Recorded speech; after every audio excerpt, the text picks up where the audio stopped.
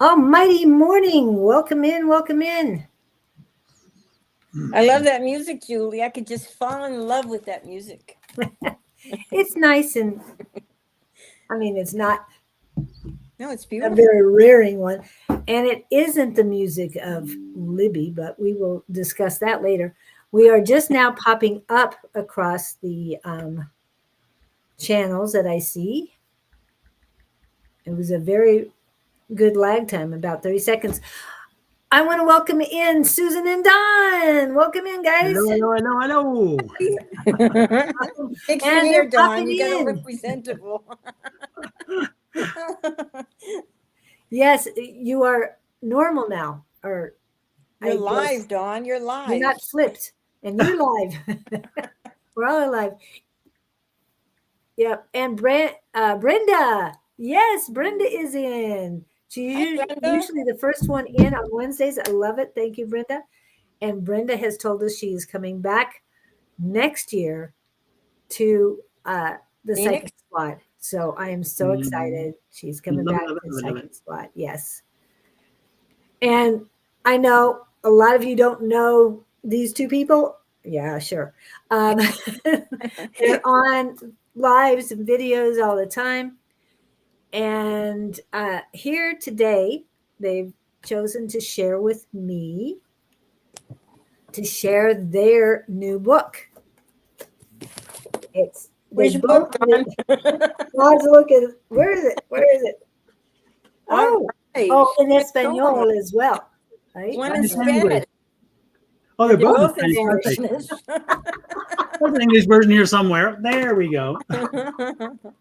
Awesome. It's like, yeah. Next time it'll be in French or even in Swedish. I'm sure that. Exactly. Oh my Do goodness. it, do it like in Chinese. Oh my. Julie, I must pop out 1 second real quick. I'll be right back. Sorry, Yeah. so sorry about this. Okay. And It's okay. I can talk. Me and Julie can talk up a storm. yes, and we've got Pam Shore in. We got Katsuni T. Hello, Brandon 3T. Wow, they're all popping in. Hello, Yes, everybody. Yeah, Greetings. I will be interviewing Susan by herself on the 14th. Yeah, 14th of January. So I will get the advertisement up for January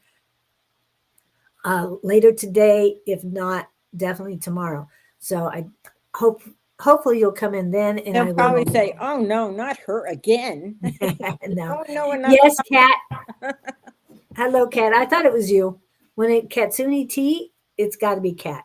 So Kat is in, and JR6427. Please let us know your name so that we know who we're talking about. And yes, I'm interviewing them. And Susan is so chopping at the bit to read today. So we're hoping to get some reading in. Oh yeah, you know I read. I love to read people. But I want to remind you that Susan will be teaching a class tomorrow night, right? Yes, mediumship. Mediumship class tomorrow night at 1522 West Encanto Boulevard, Phoenix, Arizona. And it's called Rising Phoenix Spiritualist Church. Yes. So I'm going to teach you how to communicate with your loved ones on the other side. And it's really easy. Yeah. And for those who want to be online and get some mediumship readings, Mondays we have a class and we need sitters. So you can email myself, Susan, or Don, and we will definitely do that. I'm buying the book today. Yay! So please get the book. Oh, speaking of, I did this a couple days ago. There you go. There's the oh, that's beautiful QR code, and I only use the English version. No offense to the Spanish version. And I want to remind you because I need more subscribers. Because without you subscribing to Communication Connections, until I get 100 people, I cannot share. So please, please, you utilize that. My hair's a mess again. Sorry. She What were wants to you know doing for that everything. minute? You don't want to know. You don't. Don't ask. Okay. Yeah. Yes, and Julie, I heard that little part, by the way. Folks, if you are watching this on my YouTube channel, please pop over to Julie's channel right there and do the follow. She's part of the community. She's helped building the community, and she needs support. We all need to support each other. So Yes. please, if you're on my social media pages, do a favor for me, other than buying my 2 books, The Mediums and Oh, we haven't talked about the other one. Hold on. Anyway, but most importantly, this is big, and this will cost you nothing. This Yeah, costs you nothing. yeah. So go on here and So follow this. keep that little finger busy and subscribe. Exactly, and of course, Susan, subscribe. Oh, that one. We're absolutely okay. Whatever. Susan too. Yes. And speaking of, I do have theirs. There we go. That's his YouTube page, and I'm only going to give you Susan's YouTube page right now. Okay. Yep. So I have them all ready to go, and they're all close, so I didn't have to go searching for them this morning. Don't we love Julie? She's the best. She's just the best. I know she's so prepared. I go on live, and I'm scatterbrained, so it's scattered, and I watch her, and she's like, before today, we have to have this, we have to have this, and she keeps us. She is the focus. I mean, she is the regimented one. Very organized. Oh my gosh, I'm like, thank goodness, because I'm always watching and going, oh man, she makes it look so easy. I don't know how you do it, Dawn. You go from here to there, everywhere. You're everywhere, like in a matter of minutes. Yes. He told us the other day he had to take the Ghost to the vet. Ghost is my dog, by the way. Yes. Yeah. Ghost. She's beautiful. Just letting people know, because we are medium, so that can get And taking I your need Ghost. a picture so I could pop Ghost up every once in a while when we were talking about it. She's a beautiful dog. That he had to get there by 4:30, and he was there with 7 minutes to spare. How did you do that? Did you just? He's amazing, but he Tell drives me. pretty fast too. I watch you know. him, and I can't. If I have to follow him, I can't keep up with him. Yeah, I He's know. ahead of me. You know, I have powers. You know, so like Bewitched. Remember, I grew up in the '60s and '70s. So I just snapped, and I was there. I could do the nose thing, but I can't do that. Like Bewitched. Yeah, we won't get into that. And welcome in, Bonnie. No read for me. I missed the middle hour due to reading buddies with 3rd graders. Oh, okay. Got that. Thank you, Pam. Appreciate that. And oh my goodness, Kat is currently writing a book. My Yeah. books that I have had in my head since I was 25. So have she gotten a hold of you yet, Don? Oh no, Kat, welcome. Reach out to me if you want some help or some direction or whatever. I have Sonoran Mystic Publishing, and so Lord knows I've been through this a few times. So you're welcome to reach out to Don me. has got a reputation for helping all us authors. He helped Karen. He helped me. You know, he's great. We help each other. We help Yes. each other. We are a community. Yes. As you can tell, folks, we know each other and talk quite often. That's why we're so, chatty. So You never know what the subject is going to be. But exactly. But folks, the one thing that that triggers with that, and it goes to this book, and that is that when you have something to say, when you think you have something to say, or you think you need to share, or if you're coming from a different point of view, then share it, because someone most likely will want to hear it, because maybe they're looking for that. And so when Susan and I, even though Julie hasn't asked yet, when Susan and I set out to do this book, we had spent an entire week, and Julie was there too, by the way. We spent an entire week in Baltimore at the ISF, International Spiritualists Federation's annual conference, and we were immersed in mediumship, and we left there on fire, and we have been doing it for some time. Susan, far longer than me. I was a resistant medium. I did not want to experience that part of my life for a period of time. And finally, and it happened, but it was like I was drugged to it. It's like, and Well, so, Spirit said it's time, Dawn. well, absolutely. Absolutely. And so what happens is that we came from there, away from there, and we wanted to find more information. And the problem being, if you all have ever tried to find mediumship books, you're going to find it difficult. They're almost non-existent in regular bookstores. And then even in the metaphysical bookstores, they're a very limited number. I went to a local store here and asked my friend, who I love, I adore her. And if you're in Scottsdale, go to Missy's Mysteries. It's on Scottsdale Road and off of Scottsdale Road and Shade, the northwest corner. She even told me, she's like, I don't have many authors on that subject. And so, she said, so when I told her we're writing a book, she said, you better bring it in because I need this. It's part of the thing we don't have. So the point is that we had a voice, we had a vision, but more importantly, we had our vision. And Susan and I discussed this book extensively and hammered it out and said, look, we want to write a book, but if we do, we need to bring something new to the table. We need to come from a perspective that people haven't heard. But it was easier for us because, again, mediumship isn't that followed and published. It's not, I don't know if people are afraid of it or they can't get their head around it or whether mediums are very secret. I don't know. But Susan and I are not. And so we said, let's help.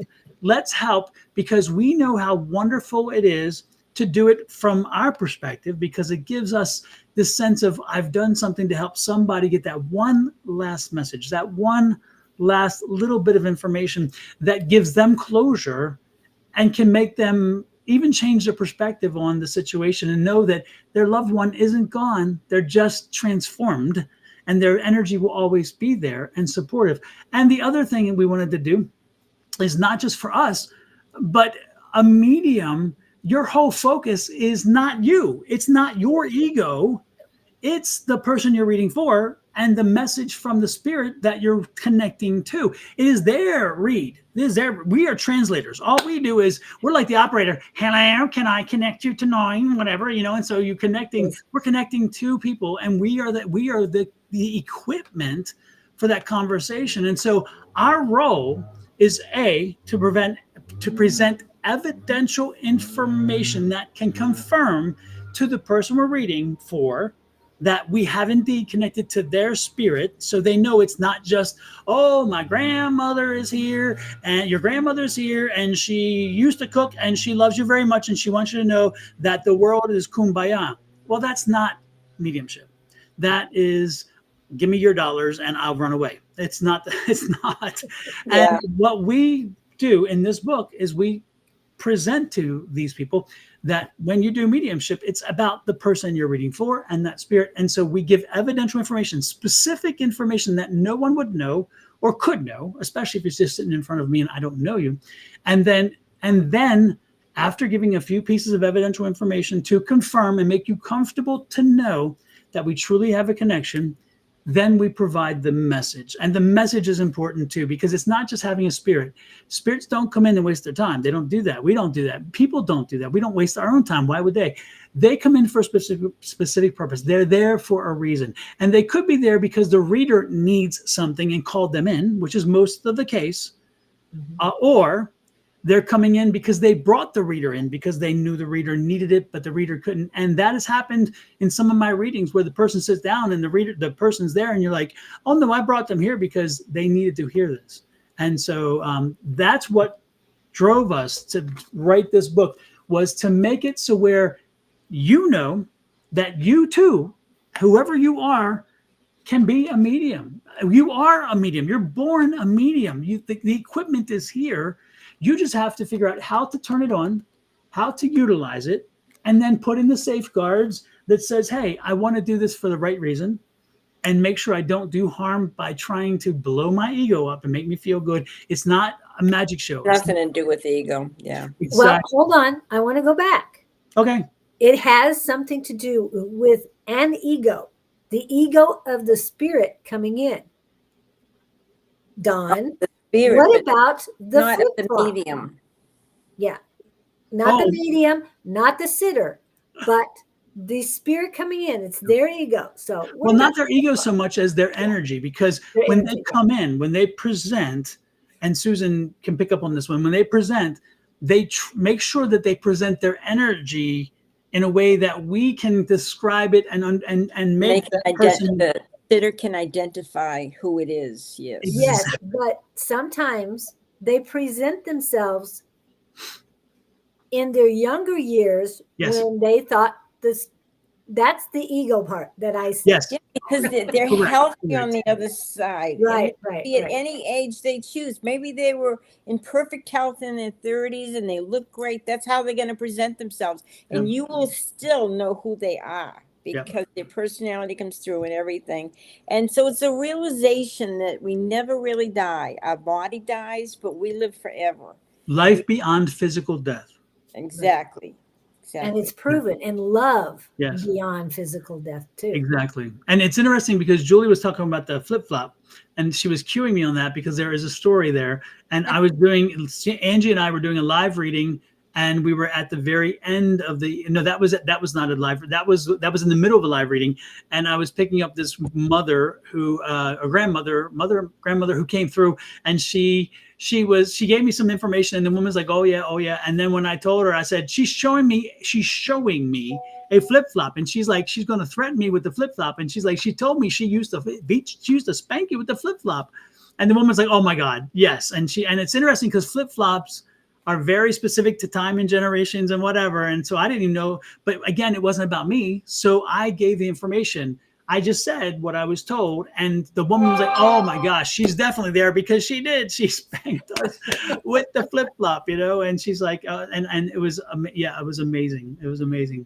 Well, and it was at the end because Angie had just finished her read. And Dawn says, I'm getting something. And it's cold. Oh, that one. Okay. Cold energy. Yes. And you say, Katie, I'm going to put you on hold because I'm not sure if this is for you. And then you started. And she goes, yeah, that's for me. Yeah. Yes. And it was Katie. And by saying her name, hopefully Katie will be in a minute or two. Because it's usually when we say their name or think about them, they pop in. So hopefully we'll see her soon. But to me, that was her ego, is she was presenting herself, but also having that flip-flop that just got me so much. Yeah. And sometimes the evidence can come in differently. It can come in like, I'm listening, I hear a song and, the sitter's sitting there, oh my gosh, that's a song that my mother always sang to me. Or it could be, it could be smells, or, it could be any one of our senses that come through that help you identify who the spirit is. Explain that, Susan. We call them the clairs. Explain the clairs to folks so they understand what we're talking about. The clairs is a French word for clear, C-L-E-A-R, which means like you're dealing with your senses. So there's clairvoyance. Like when I do mediumship, I usually use clairvoyance. I see pictures in my head, and sometimes it could be the smells or taste or hearing. You hear something that I hear railroad tracks. Do you have somebody there's a gentleman here and he said he worked on the train, something like that. So the senses come through, and everybody's a little different, and everybody does mediumship a little differently. If you watch different mediums, they all have their own unique style. And so when you read our book and everything, you realize that you can develop your own style and, get the messages across in your own way. But the whole thing is you're connecting with the other side. You're connecting through your guides, your angels, your loved ones, getting messages from the spirit that's coming through. And it's very unique. There's unique things about each one of us that we can identify. So when you're doing a mediumship reading and you're saying, I have a person that comes through, and like one time I did, I had this old guy come through, and it was this guy's grandfather, and he lived like out in the woods in a log cabin, and he had a glass eye, and he had a leg that had been amputated and everything. And I mean, I'm not, you can't make this stuff up. So somebody's going to say, yeah, that's definitely my grandfather. How many people have a glass eye and have amputated leg, from the war? And if you're not getting this stuff, whether it's seeing, feeling, hearing, yet, doesn't mean you can't. Again, this will help. And I really like the different chapters in here, because, I mean, I kind of summarized. I did read more. And Don, I have one more correction for you. I want to tell you that before, so that when we get off, I can remind you of that. Isn't Anyway, it nice to know you're human, Dawn? You're not perfect, Yes. perfect, but you're close well, to. it wasn't a misspelled word. It is a word. It's just not the right word. Anyway, chapter 9, care and clarity. I love that. Chapter 12 was even more specific for me, was theta. I had been practicing theta and didn't realize certain things. But another thing you said, and Kat had also alluded to, is when you know, or I thought it was knowing, but it was actually, I was hearing music in my head. I didn't think it was clairaudience. I thought it was knowing, but it's actually clairaudience. Justin. And you guys have mentioned it. When you get songs, lyrics, and other words in your head, that's clairaudience. And I didn't realize I was practicing that as long as I have. But thank you guys for pointing that out. And Don, there are a few mediumship books, but they're mainly on what is it? Audiobooks. But it's a lot easier to have a book in hand to learn mediumship than it is listening to it.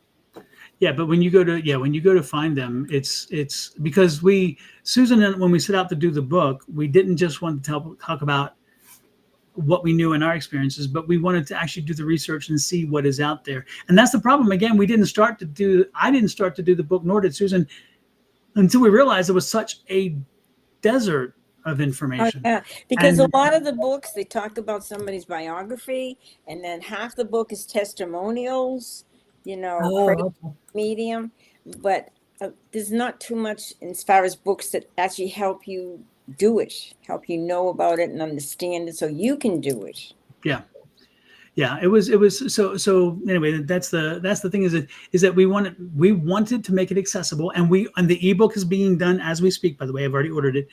So there will be an ebook, so where should somebody be used to the new technology and saying, okay, this is how I read, that's great. But for Susan and I, it's definitely the tactile. We love the feeling of a book, and this book is different.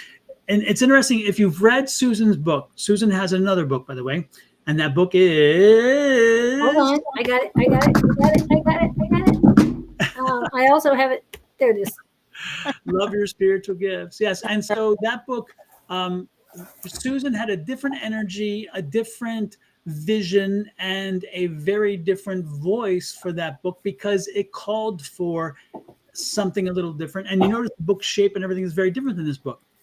And I've written a book which is called The Ultimate Power Within. And it actually is for me, it was very tactile. That's why I came to my point, because this one has a matte finish. Thank you. It has a matte finish. This is a show me program. Exactly. And so when you touch I'm from Missouri, people. I'm from Missouri. What can exactly. So you feel the energy, you feel the difference with the book.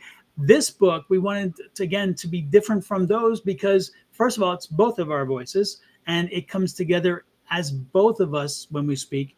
But more importantly, it's a book about something we love and dearly love. And The Ultimate Power Within was written based on my argument that affirmations are not your grandma's affirmations, and you have to understand the power that affirmations bring, and how, if you use them properly, they can change everything. Susan's her development book, which is what I call it, it's your metaphysical development superstore. You go to Susan's book, and it's like going to Costco and you'll find everything, because in her book, it has all the various skills of metaphysical. So if you want to learn how to do tarot, to just get the basis of tarot, you'll find it there. The mediumship, you'll find it there, except this is more intense, of course. But anyway, not, anyway.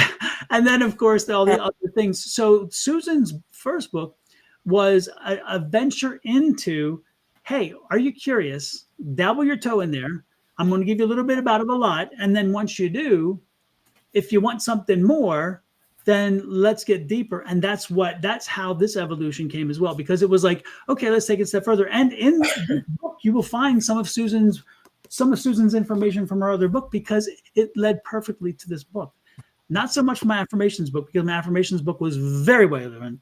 But this book that we just did, Dawn, I mean, the pictures, Dawn picked out like hundreds of pictures, and we went through them together, and we tried to get. Didn't pick them up. I created them, by the way. Created. Yes. Aren't they beautiful? Oh. I mean, we tried to create books that would kind of relate to each chapter, and it was just so much fun. We had such a good time doing it. Yeah. Yeah. And this book actually came together very easily for us, because again, we're mediums. That kind of helps, I think, when you write a book about mediumship. And we have many experiences which came to bear on the way in which we delivered the message and how we helped people to understand. That was important. And then since we loved it so much, since we were not only mediums, we love mediumship, it was easy to just flow and let it go, which was wonderful. I will tell you, no matter what, I am very biased. And I will tell you clearly that there is one chapter that I wrote the very most of it. I'll put it that way. And it is my favorite chapter, and only because I experienced the story. And which story was that? That was at the airport. Yes, that was chapter 1. It's chapter 1. There you go. And this image is a little deceiving, folks, because Susan and I talked about it, and we needed to convey the message by creating an image that would tell the message. But at the same time, and when this situation happened, the woman that was there with her daughter was as solid as her daughter. And the original image I created was a solid woman. And Susan and I talked about it, and our spouses talked about it with us and said, there's something missing. It really doesn't convey what you're trying to get across. And so we altered this image. I had this image already, then I altered it and made the woman a shadow, in essence, or a spirit. And so this to me is the way we start our book, by the way. And it's this story of this experience. So you understand how powerful, the thing was, it was a way to understand how powerful mediumship can be and what it can do for folks who embrace it. And so when you get the book, I hope that chapter 1 inspires you to fly through the book, because you will appreciate the experience that came from this. And this is an actual situation, by the way. I guess I'm putting the wrong, this. Yeah. An actual situation. That mirror thing's got me messed up. This is an actual situation. Exactly, Susan. You see what I'm saying? Yeah, this is an actual situation that happened to me at the Denver airport many months ago, even maybe last year, I forget. And actually, it happened, blew me away to the point where I had to go out on the patio on Terminal A of the airport and record it live, my reaction, and post it immediately, because it was such a moving experience. Yeah. And so in the book, we talk about these experiences. We talk about the various things that we've experienced, short based on us, long based on information you need to hear to understand the process. Okay. And I put up the YouTube, so you can go to his channel, check out his videos, because that video is there, along with the video for the flip-flop. I'm just saying. Yes, the flip-flop is there. Yes, yep. Yes. Now I think the video for the airport is under shorts. It's under the shorts, because it's a 3 minutes, and it's done this way because it was on the phone. Where the flip-flop video is about 7 minutes long and is under the regular videos.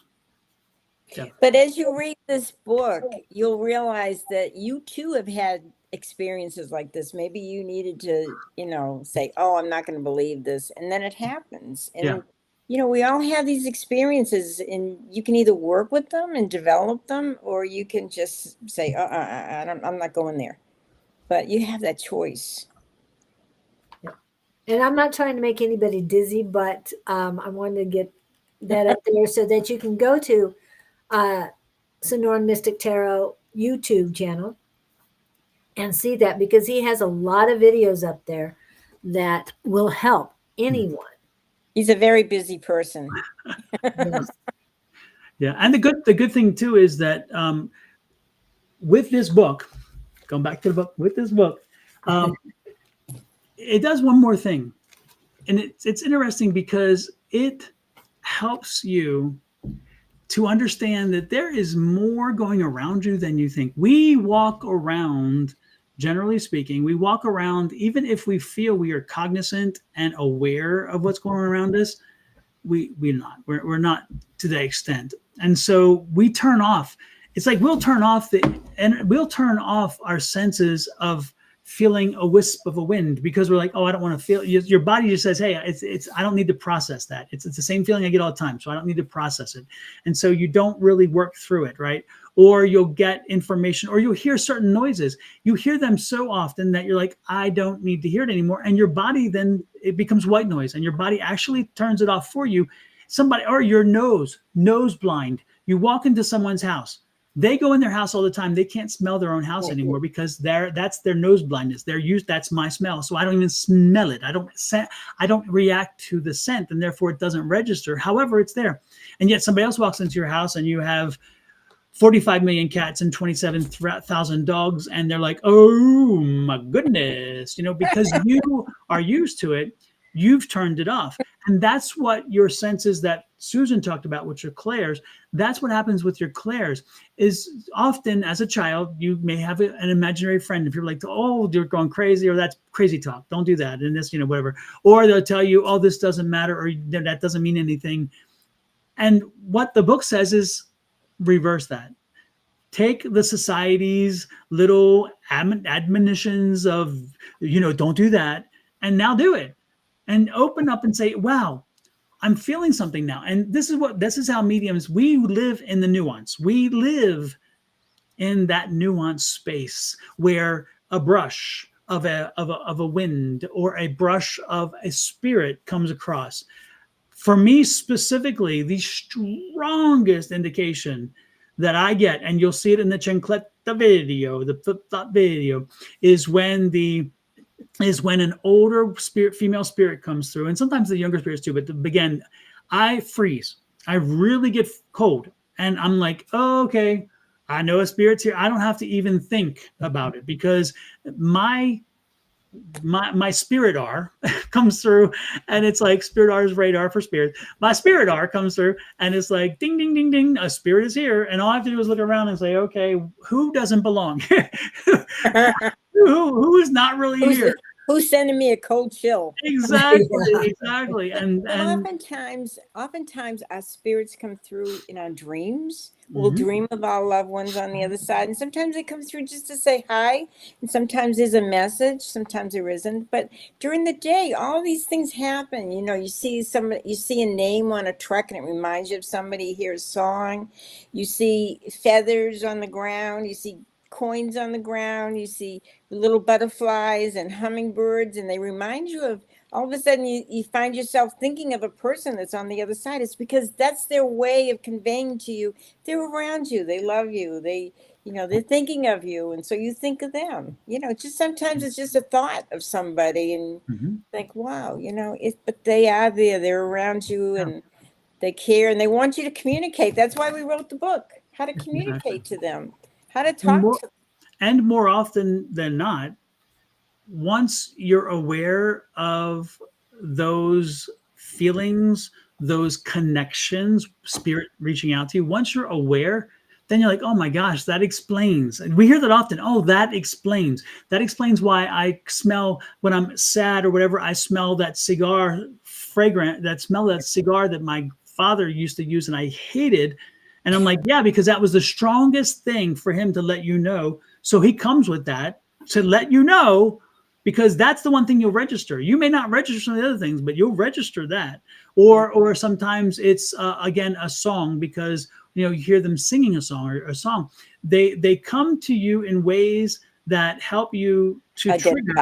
But often we're like, oh, that's just a good whatever. No, they're there. And often when people start thinking back, they're like, I was in a really bad place, and I felt my mom's hug. I was like, oh, I just must be generate. No, you're not dreaming it. It is the hug. It's because you opened yourself up to feeling it. And again, it's certain things that we had a woman one time who her husband would always brush her hair, and it always reminds me of Streisand in the way we were at when she did Hubble's hair.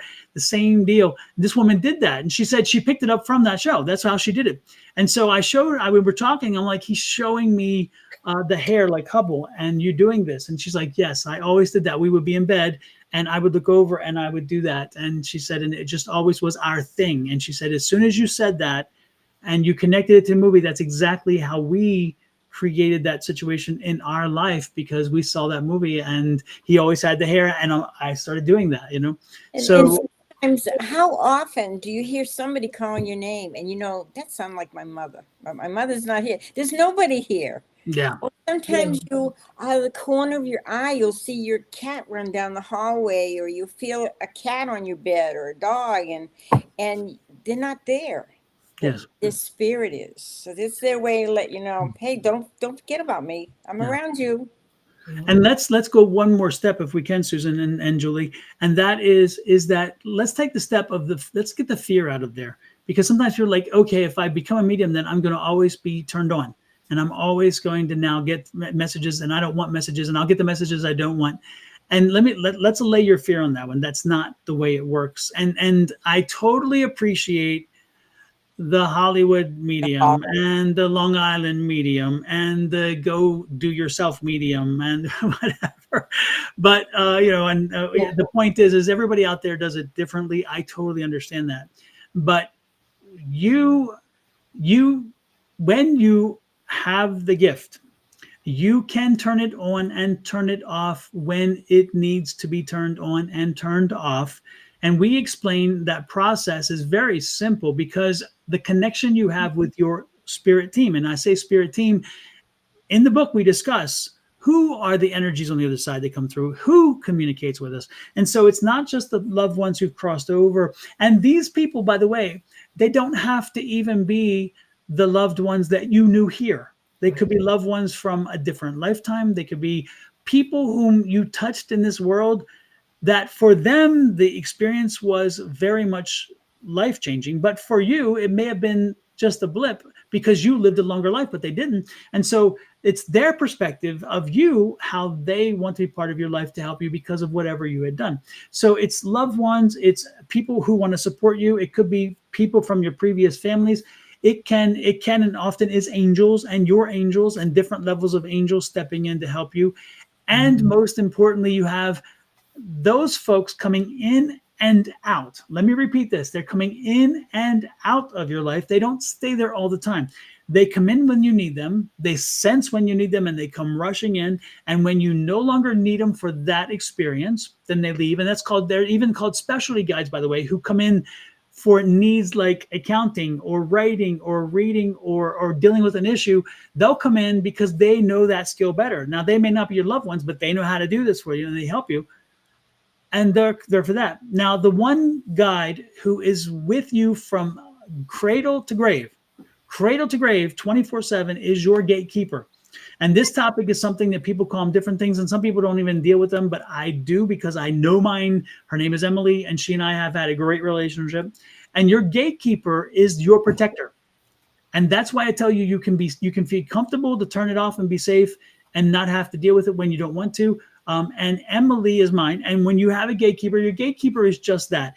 They say you live in your little house, and your house is wonderful, and you're on your porch, and you're having some company come over. We're in the South here, so we're sitting in our rocking chairs, and we're just having a company come over for some mint juleps on the court porch. And then you tell Emily, I don't want any more company, and she shuts those gates. And my house becomes a fortress now, and the energies don't come through. Now, I've just kind of played with it, but that's really how it works. your gatekeeper opens up and closes access to any energies around you. So when you are not ready, you're not wanting energies, you say, hey, Emily or gatekeeper, and you don't have to, the names are not important, by the way. I needed it because I was having issues with names and I needed to overcome that hurdle. So it was so important that I kept going and going, and eventually she did. But the point is your gatekeeper will control that access, and you tell them, I'm not open. Turn it off for now. And they'll shut that door, and you will not get spirit energy unless you have a defined group of people whom you say those people can come through all the time. And for me, it's my dad, and it's a dear friend of ours who the other book I wrote about is in the book. There's a few people who can come through because my gatekeeper knows that. So don't be afraid. Don't be afraid that you'll be overwhelmed. Don't be afraid that you can't turn it on and off, because you can. And we teach you, again, how to do that in this amazing book in English and in Spanish. So if Spanish is your main language, and guess what? Books in Spanish on mediumship, even fewer than books in English. So yes. Hello. And we also open your mind up to the fact that it's not just, the spirit guides. We also have a lot of angels. How many times have you lost something and you say, okay, angels, help me find this? And all of a sudden it appears. You find what you need. But they're around us too. And we Julie, have how did that help on the other side. Right. Susan and Julie, how does that work in live situations such as last night? Keys? Yeah, we helped Angie find some keys. Yes, the keys. Yeah. Yes. And the community together. But I would have to admit that Harley was closest to everyone to finding it. Yep. And she was talking to Angie, and Angie said, yeah, I kind of remember being in a theater at a museum, and and Harley said, call them now. And when she did, Angie called. The guy said, describe them. He says, they're right here. So isn't that funny? That's great. So we have all this help. Real world examples. There's one right there. That again, your spirit team is there with you. They will support you. And Harley, I don't know how other people call them, but your gatekeeper is not an angel. In my understanding, and with Emily was never an angel. She actually lived on this earth at one time. I call her my church mouse because she's this little church mouse lady. She's amazing. I love her because she reminds me of my grandmother Rumer to a degree, but not. I mean, I know the difference for sure. She just this like little church mouse lady. And the one vision I get is like Harry Potter at the end when these dementors come through and they want to zap them in this cave thing. And the lady comes around and she comes through. That's how I see Emily. She's kind of like that person. She's just kind of tottering away. So for me, Emily was never an angel. She's not an angel. She's not one of the archangels or regular angels. And she has been on this earth before. And her role when she came back was to be here. Now she did not have a relationship with me otherwise. She's never been in my other worlds. She's never been. And so I am blessed to have her, but we never were together previously, nor is she an angel. And she's very clear about that. She's like, don't put me on that pedestal, because those angels are a very different level and a very different. But we do explain all the different entities around that we have with your mediumship too. Yeah. And remember, this is to ask. And this is our interpretation, because remember, everybody interprets it differently. So I'm not saying it's right or wrong. I'm talking lived experiences, and Susan talks her lived experience of what we see, what we learn, what we understand. And so again, everybody has their own, and somebody may have an angel 24/7 as their gatekeeper. However, remember, your gatekeeper is with you all the time. And so if they're with you all the time, my argument would be, how could they be with somebody else? And angels tend to be helping so many. And everybody has a guardian angel too that they came in with. Absolutely. Right. There for you your entire life. Yeah. So. But they also have others to work with too. You're not the only one assigned to them. Right. And that's what the gatekeeper is solely on you, nobody else. Exactly. So that's the very big difference. Yeah. Yeah. Definitely. And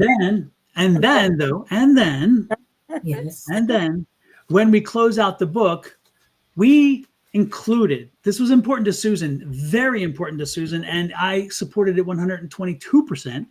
because we wanted to introduce other mediums. This is not a book just about us. It's not a book about us at all. This was a book about mediumship.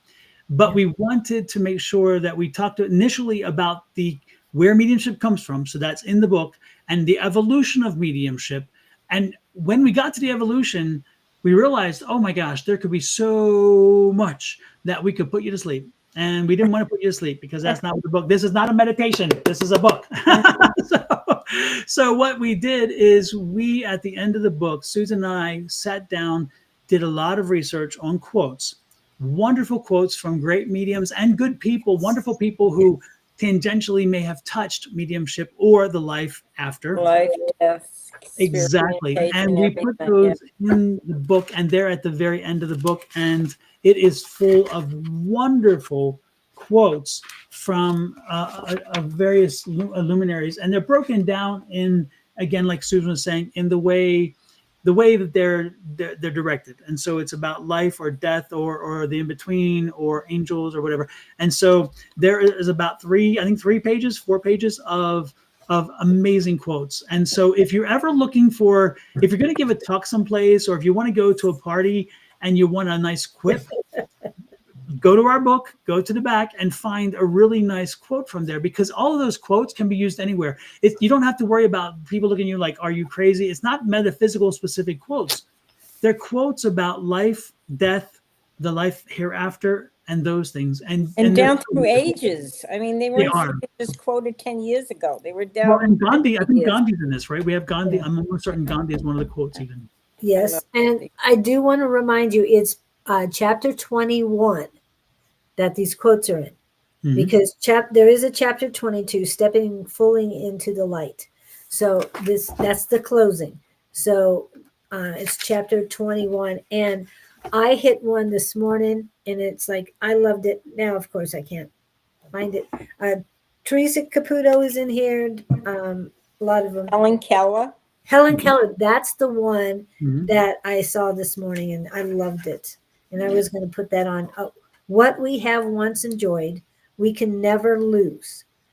All that we love deeply becomes a part of us. Yep. That is Helen Keller. And I like Rumi too. Rumi says, to live in hearts we leave behind is not to die. Yeah. That's a wonderful quote. Yeah. So we get a little emotional reading this book. Yeah. Yep. So we wanted to make sure that we gave acknowledgement to those who've come before us, who've written stuff before us. We even talk in the book when we found when we found something that really should not be disturbed, we actually quoted it and gave recognition to who said it. Gordon Smith pops up in the book. He's a great medium.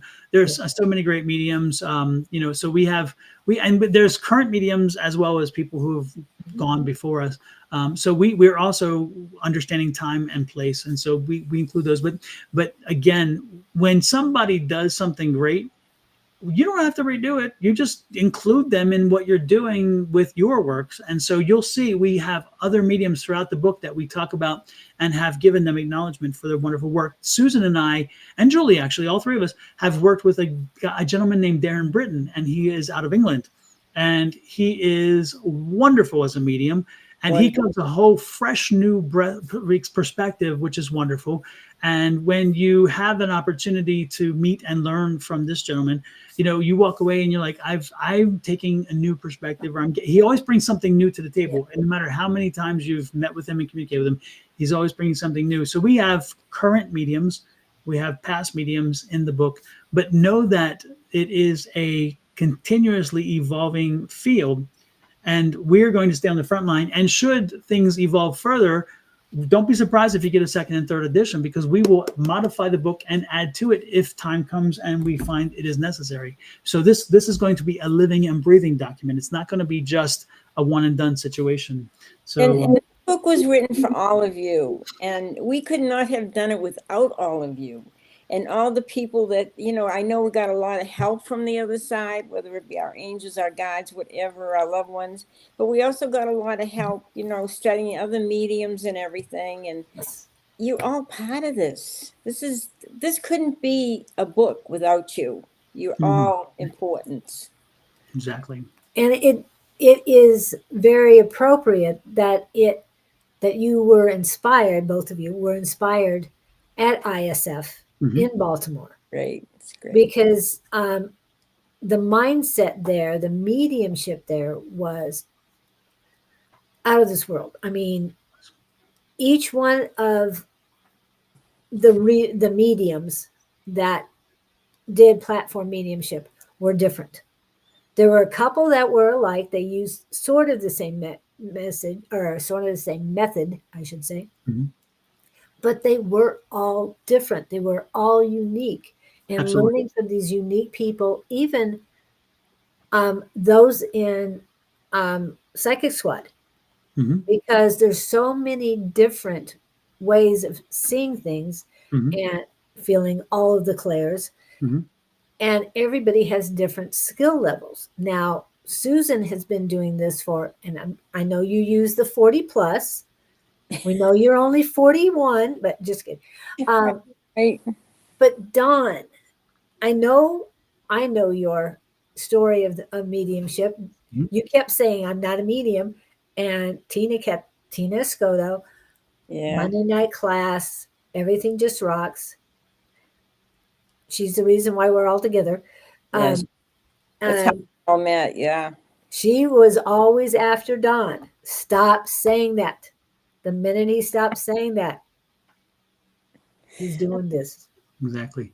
But Julie, can you explain, you mentioned the word platform. Can you explain to folks what you mean when you say platform mediumship so they have an understanding? Because that's a term of art, I think, for us. Yes. So you're talking about chapter 17, platform mediumship. Yes, I did study the book a little bit. And that is when a person gets on, and I'm just going to say it in a simple way because this is what I've experienced. I haven't been to many platform mediumships, but this one, Susan was the first one I experienced. But in Baltimore, they had a stage. People were on Zoom. That doesn't always happen when you do platform mediumship, but they have people in the audience. And live. And live audience Yeah. in the auditorium. And when, like I said, it's all done differently, but when they get a spirit come in, they go to whomever it was. Now, I get teary-eyed because it was so amazing for me.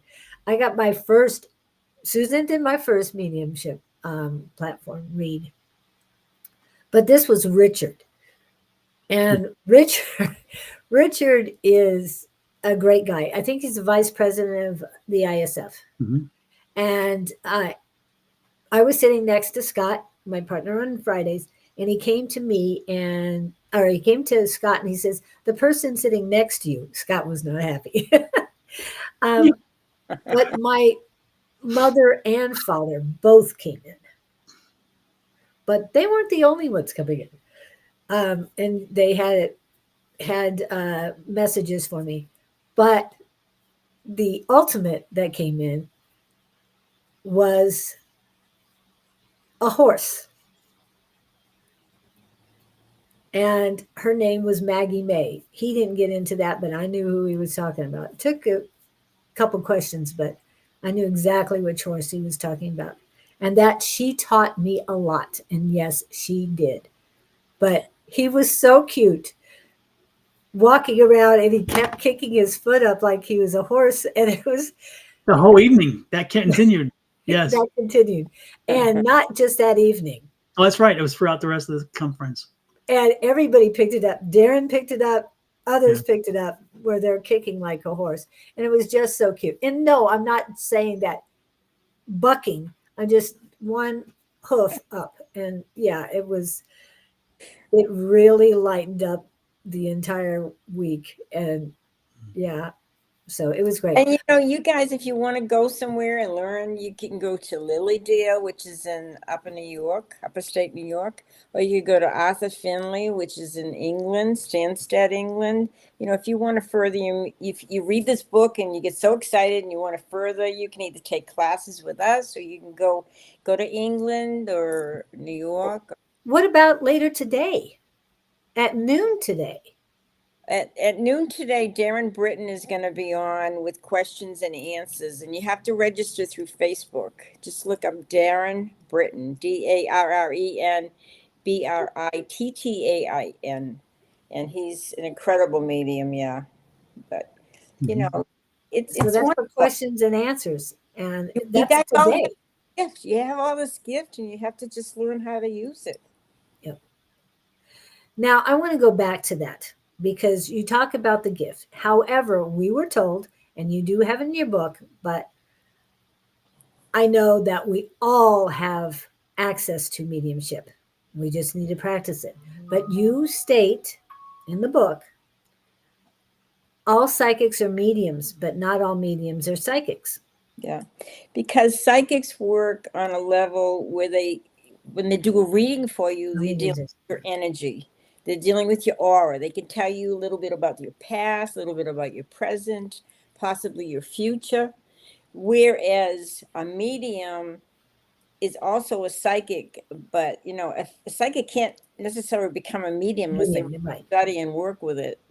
Yes. But mediums have to be psychic. But the main difference is the mediums deal with bringing in spirit messages from the other side. That's totally different than just being psychic and talk about everyday stuff. And it takes some work and practice, lots of practice, and to develop this. But it's worth it. And there's a different energy. Once you start doing mediumship, there's a different level of energy that comes with a mediumship read versus a psychic read. When you get a psychic hit or a psychic read, again, you're in their auric field, which is a localized energy. And so you feel it, but it's like, okay, I'm not in the moment. I wasn't there when it was created. It's just something that I'm allowed to see. So it's like tapping into something. When you do mediumship, they give you the experience. So you're in the moment with them because they need you to be able to understand the full extent of it. So like I'll say, okay, if it was a psychic read, I'm like, okay, I'm seeing a big Chevy Blazer, and so at one time you owned a Chevy Blazer. Well, that's a psychic hit because I was given the vision of a psychic Blazer. I mean, as a Blazer through a psychic hit, and it's like whatever, it's an image.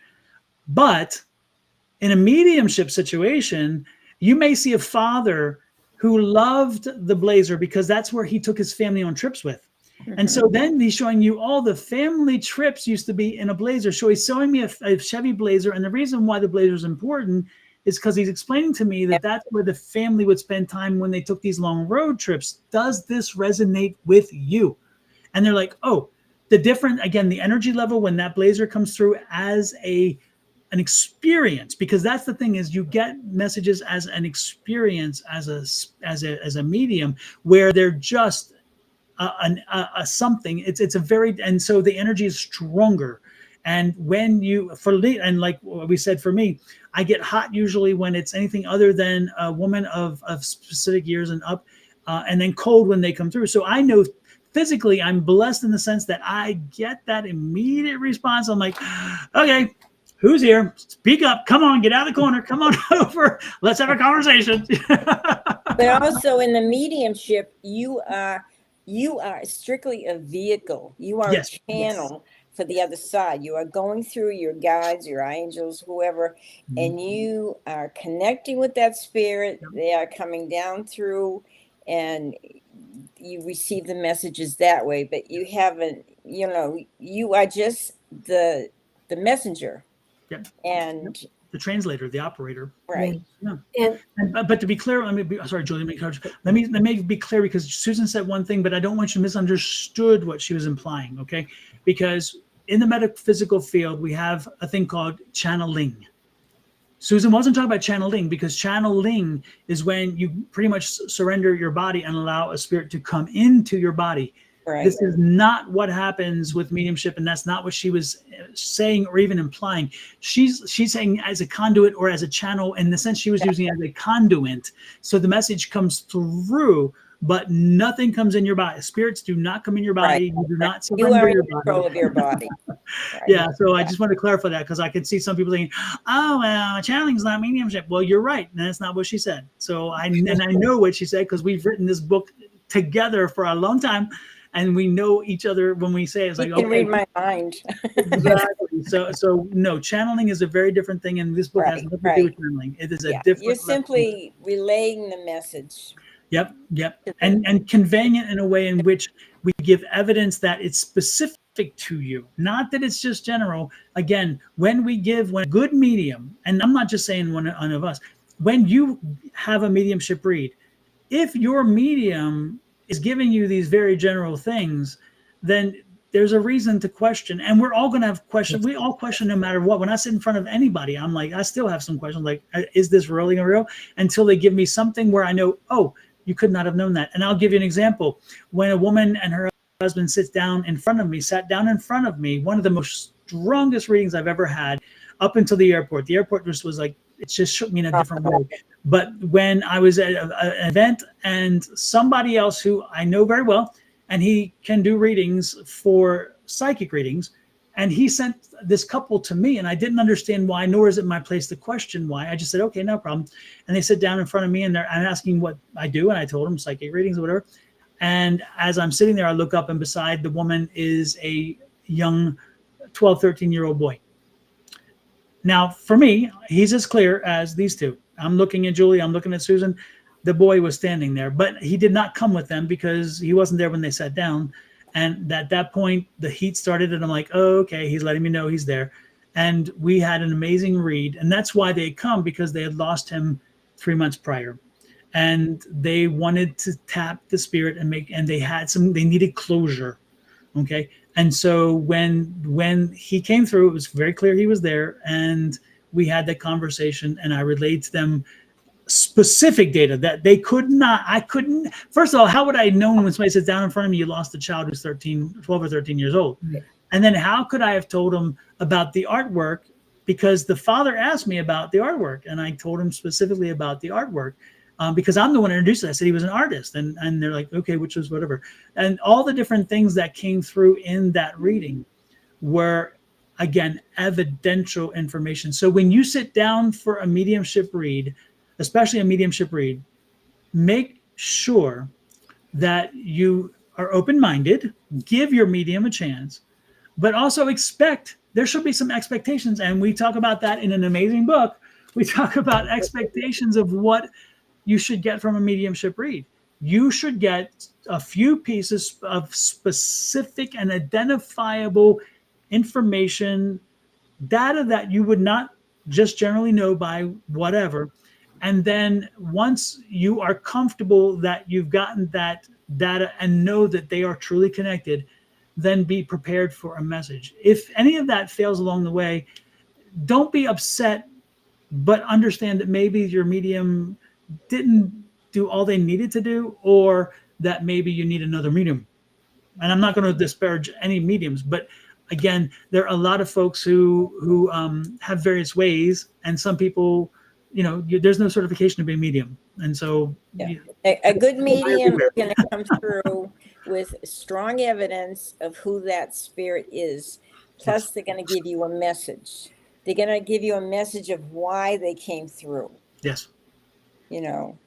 And I don't want to talk about the sitters or the people where mediums are reading either. You're talking about mediums right now, which is great. I do want to talk about page 60. You mentioned, and I don't know who wrote this, that's not the question, one spirit at a time. Now, after going to Baltimore, you guys came back, asked for a couple of spirits to come in. like I said, when it came to Richard reading me, my mother and father were there, and they were back together again. They had been divorced for many years, people, but they were back together again, which is great. Um, but get more than one in, ask for more than one. Sometimes, like on Monday's practice, there's a whole slew of them out there. And it's like, okay, somebody needs to step up because you guys are there, but who wants to talk? Well, that's the thing is, Julie, is in that Right. statement was the statement was made in the sense of when you're reading someone, you're going to process one spirit at a time. So like when Richard was dealing with your, I think it was your mother came father, or was it vice versa, Yeah, right? mother first. When your mother came in, he was dealing with mom and having the conversation with mom, and then dad was accompanying mom, but remember, mom came in, dad accompanied mom, and then he dealt with dad as well. But again, it was usually the one spirit comes in, but as a medium, we try to bring it, we call and say, hey, whoever wants to come in, and then just form a line, and we can work down the process. But usually you're not going to jump from spirit to spirit to spirit to spirit to spirit to spirit back and forth. That would not work. And not only that, in platform mediumship, which is what we talked about, which is where you're standing in front of a group and you're picking up an energy and you're coming to an individual.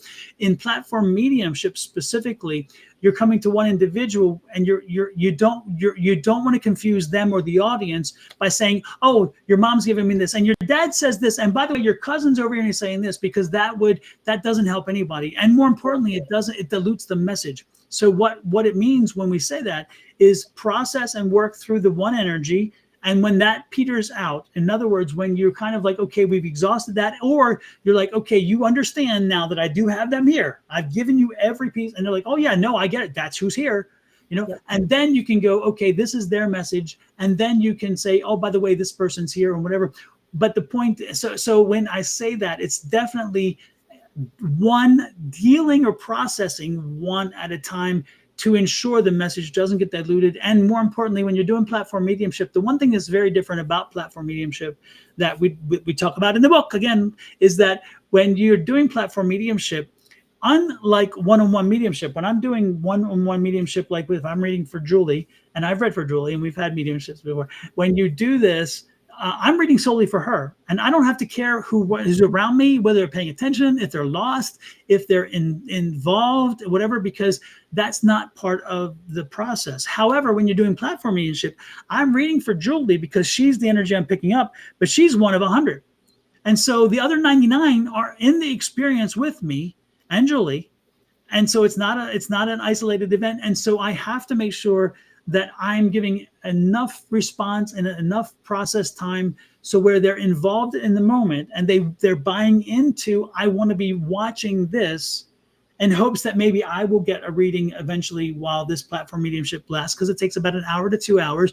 And during that time, whoever you're drawn to, you're going to go to that person and this person down the line. But you have to talk to everybody. You're talking to everybody in a platform mediumship, even when you're talking to one person.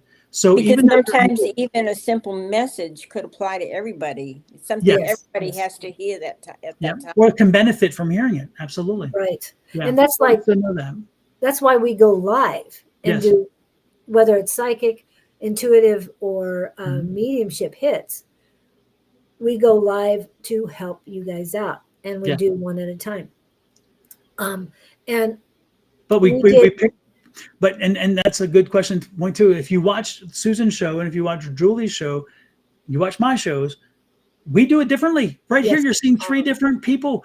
Julie will have a list, or Susan sometimes will have a list, and Susan runs through the list. She does the reading and she moves on. She doesn't need to get feedback. She's like, this is what I'm getting. You need to hear this and move on. Julie works with feedback and has a list because of how people came in or whatever. And for me and Angie, and we come on Wednesday nights and we do lives on Wednesday nights or on Thursday mornings. And again, Sonora and Mystic Tarot, by the way, that's my thing. We do Wednesday nights and Thursday mornings. And when we come on, we don't do a list. We do it differently. We do where we're drawn we do a gallery, what they call gallery or platform, because we go to whoever energies we're drawn to. So we're drawn, if Angie's drawn to this person, we're going to that person. If I'm drawn to this person, we're going to that person. And we give that person the read, and they get the feedback, which is good. But again, we are the prime example that there's no one set way to do this. You have to find your rhythm, your way, and then you do that. And as you're comfortable as a medium, you are better as a medium because it is your space, because you created your space.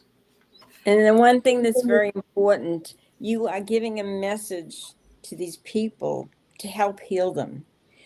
Because they're hurting their loved ones on the other side, or maybe they passed in very difficult circumstances, but you are letting them know that, hey, yes, your loved ones on the other side, and they're right around you, and they've never left you, and they never will. They're just not here in the physical, but they're in a better place. Yeah.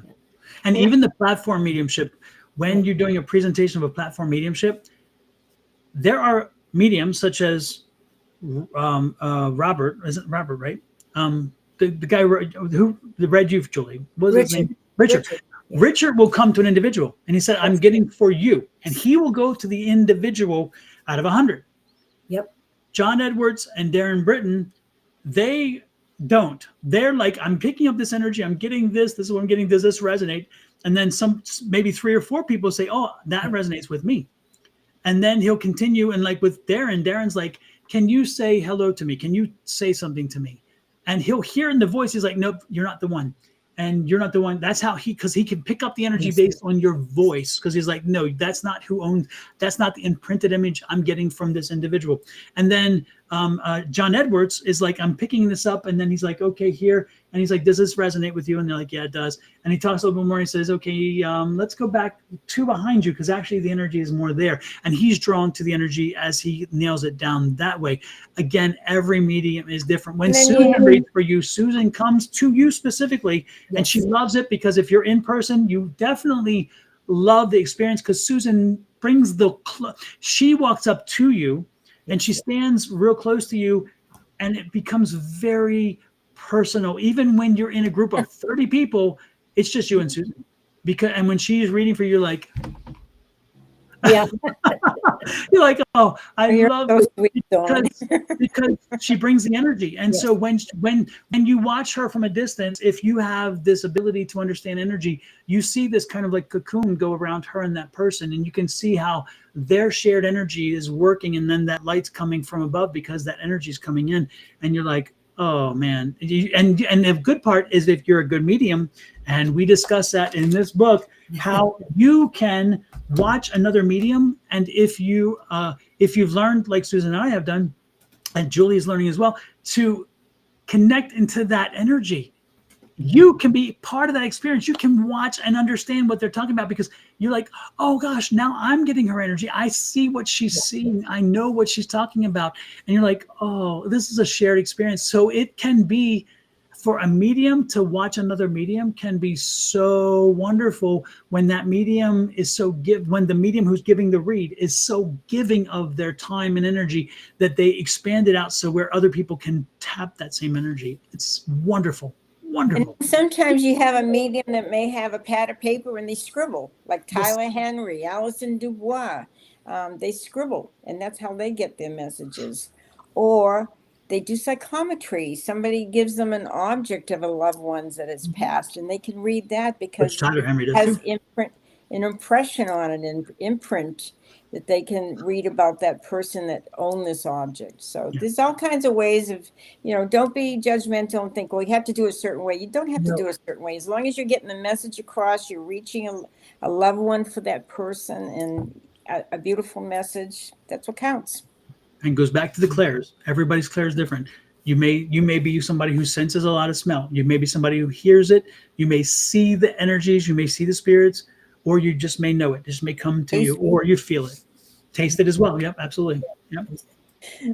But the seeing, when you were talking about the Bronco, I saw a father packing the back of the Bronco. Mm-hmm.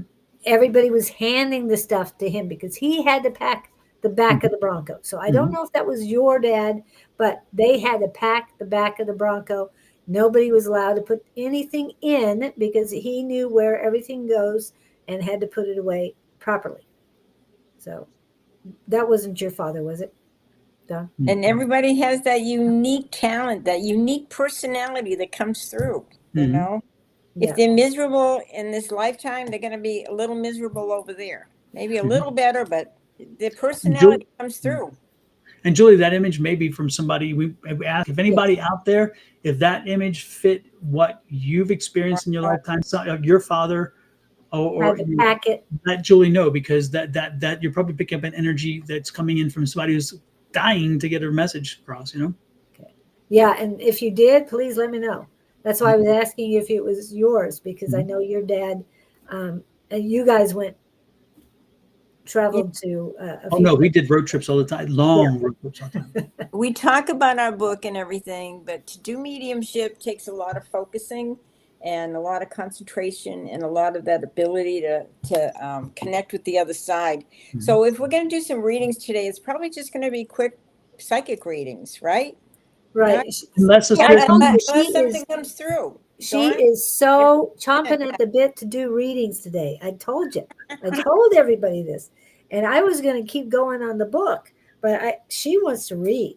Well, we want to make it worth their while. Yes. You know, So it's already worth their while. You tell us, Susan. I was going to say. And I just want to let you know that Montel, Michael Ray Stockton, and Wendy, and Wendy were on my personal page. So they are here. If you guys want a reading, please. And okay, Psychic Squad, hold back a minute. Please let the others go first. And because we see each other Mondays and Tuesdays now. And they all get free readings. Yeah, they are. And Susan, you are glowing. Yes, she is definitely glowing. Yes. I get to read. So put in your question now. We do not need your zodiac sign or anything like that. And please don't put your birth date in there, folks. Do not no do that. birth dates. Don't do that. And we're probably not going to be able to take a lot of time with these readings. They're going to be quick readings. And it's only the two of them doing it, not me. I'm standing back. We're going to take turns. Julie, do you have the Angie video? Look at my face. Don't do it. Don't do it. I don't think I do. Oh, I have to send you that, because that would have been the perfect moment for that. Yes, it would. But I do want to pull up one because of something happening today that is very important to one of the people here.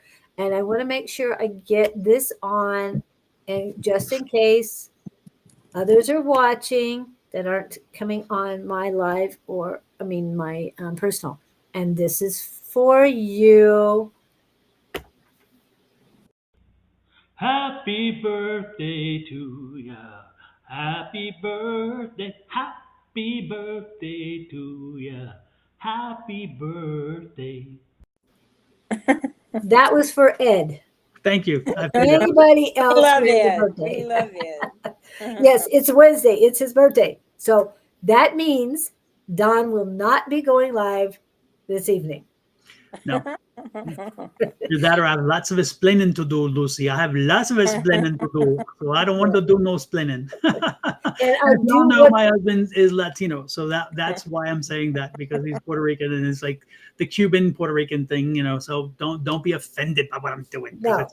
Mouse. But one more, because this is the one I have, and I love this one too, because when your mediumship abilities show themselves, you don't want this to happen to you. So pay attention.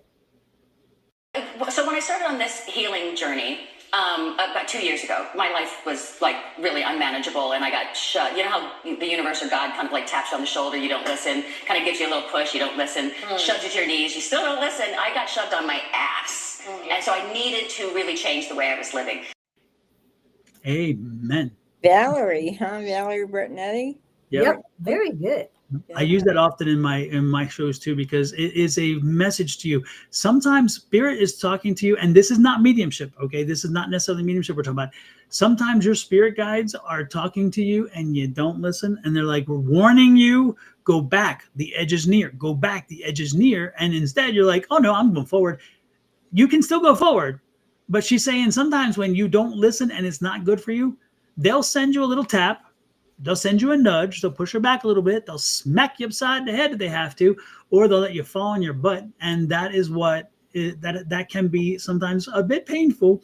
But that's the lessons we sometimes have to learn. That sometimes, and that's the other thing that we didn't discuss. It's interesting with our spirit team. You don't have to agree all the time. Angie, well, Angie's always her team. Angie does not always want to, she's like, hey, I totally get what you're doing.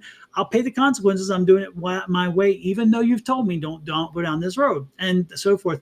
And actually that feeds into a little preview of another book that's coming down the road by Susan and I. We're writing a book about our spirit guides and angels and communicating directly with spirit guides and angels, not as a mediumship, but actually just directly how you can connect and communicate with them. And that is part of what that book is about, is understanding, hey, you can disagree with them. You can have a conversation and you can totally be okay with disagreeing, as long as you're accepting the responsibility to what comes along. Because a lot of times you're driving along and you're getting the thought in your head, well, I need to go right and take this other street. And you don't normally do that. So you say, I'm not going to pay attention to that. And you go straight ahead and there's a big accident. Yep. But it's like those little words, those little whispers in our ear. Our angels are giving us advice or giving us prompts or ideas. And just have to pay attention to it. Yeah.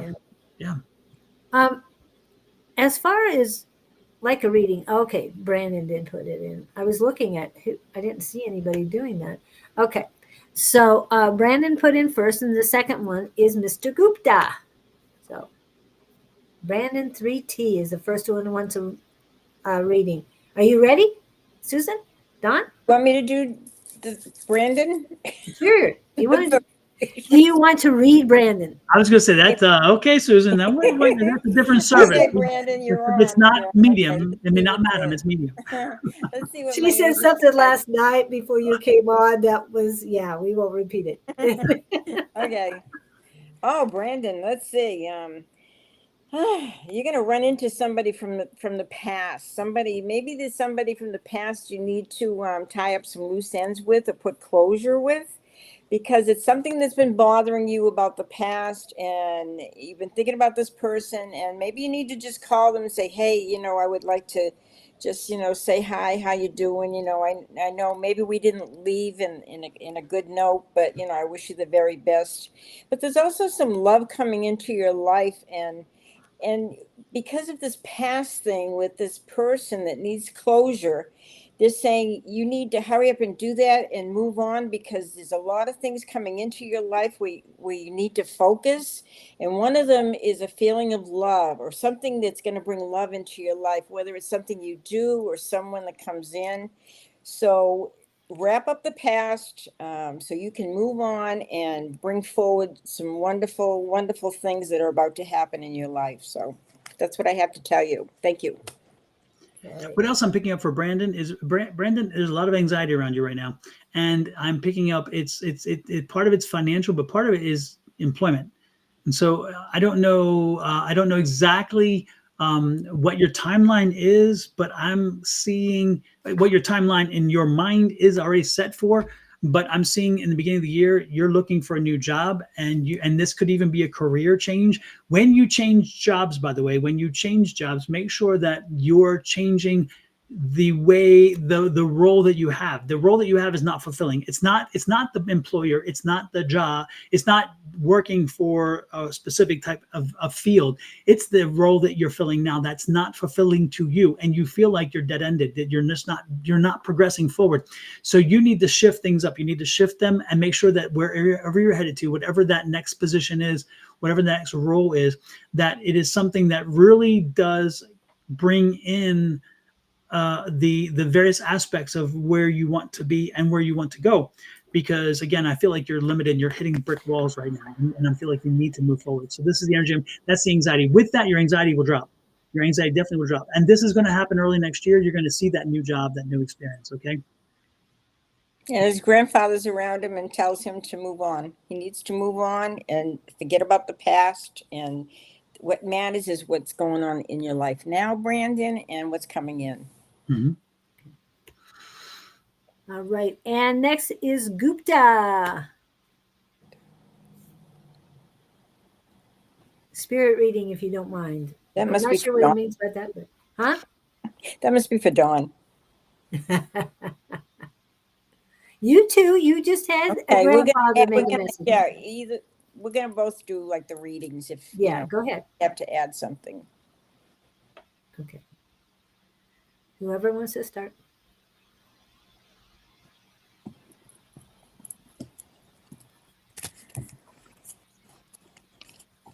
Well, Gupta, you're overdoing it. You need to rest. Right now, the resting is imperative for your physical body, your mental health, your strength.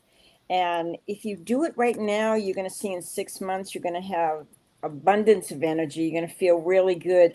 And you're going to find that the universe is asking you to open your mind to some new ideas, new way of looking at life, and a new, when you look at things fresh with new ideas, all of a sudden you're going to feel a burden of all these things you've been struggling with being lifted.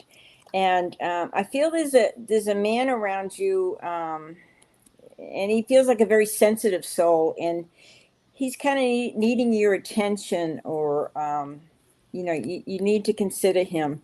But right now, get some rest. It's almost like you've worked so hard to have a nice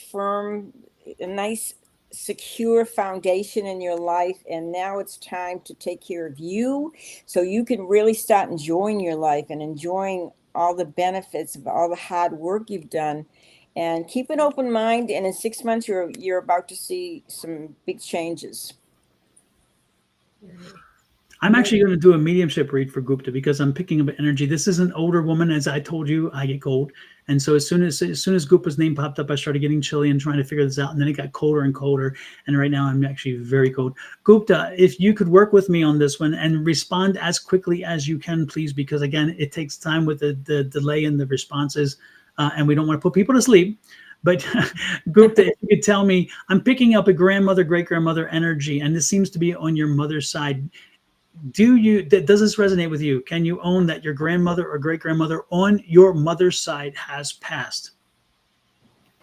The question he had, living man or in spirit, that was for you, Susan. The man that he needs to be aware of or give attention to. I feel like this man is living. Somebody that is requiring attention. I don't know if it's a son or something, or just somebody that needs maybe little attention and needs little care right now. And just be aware of this person. And the yes is for you. I'm sorry. The yes is for you, Don. Okay, Gupta, I'm picking up it's more of a grandmother and not a great-grandmother. Would it be the grandmother? Say yes, grandmother, or no, great-grandmother, if you could.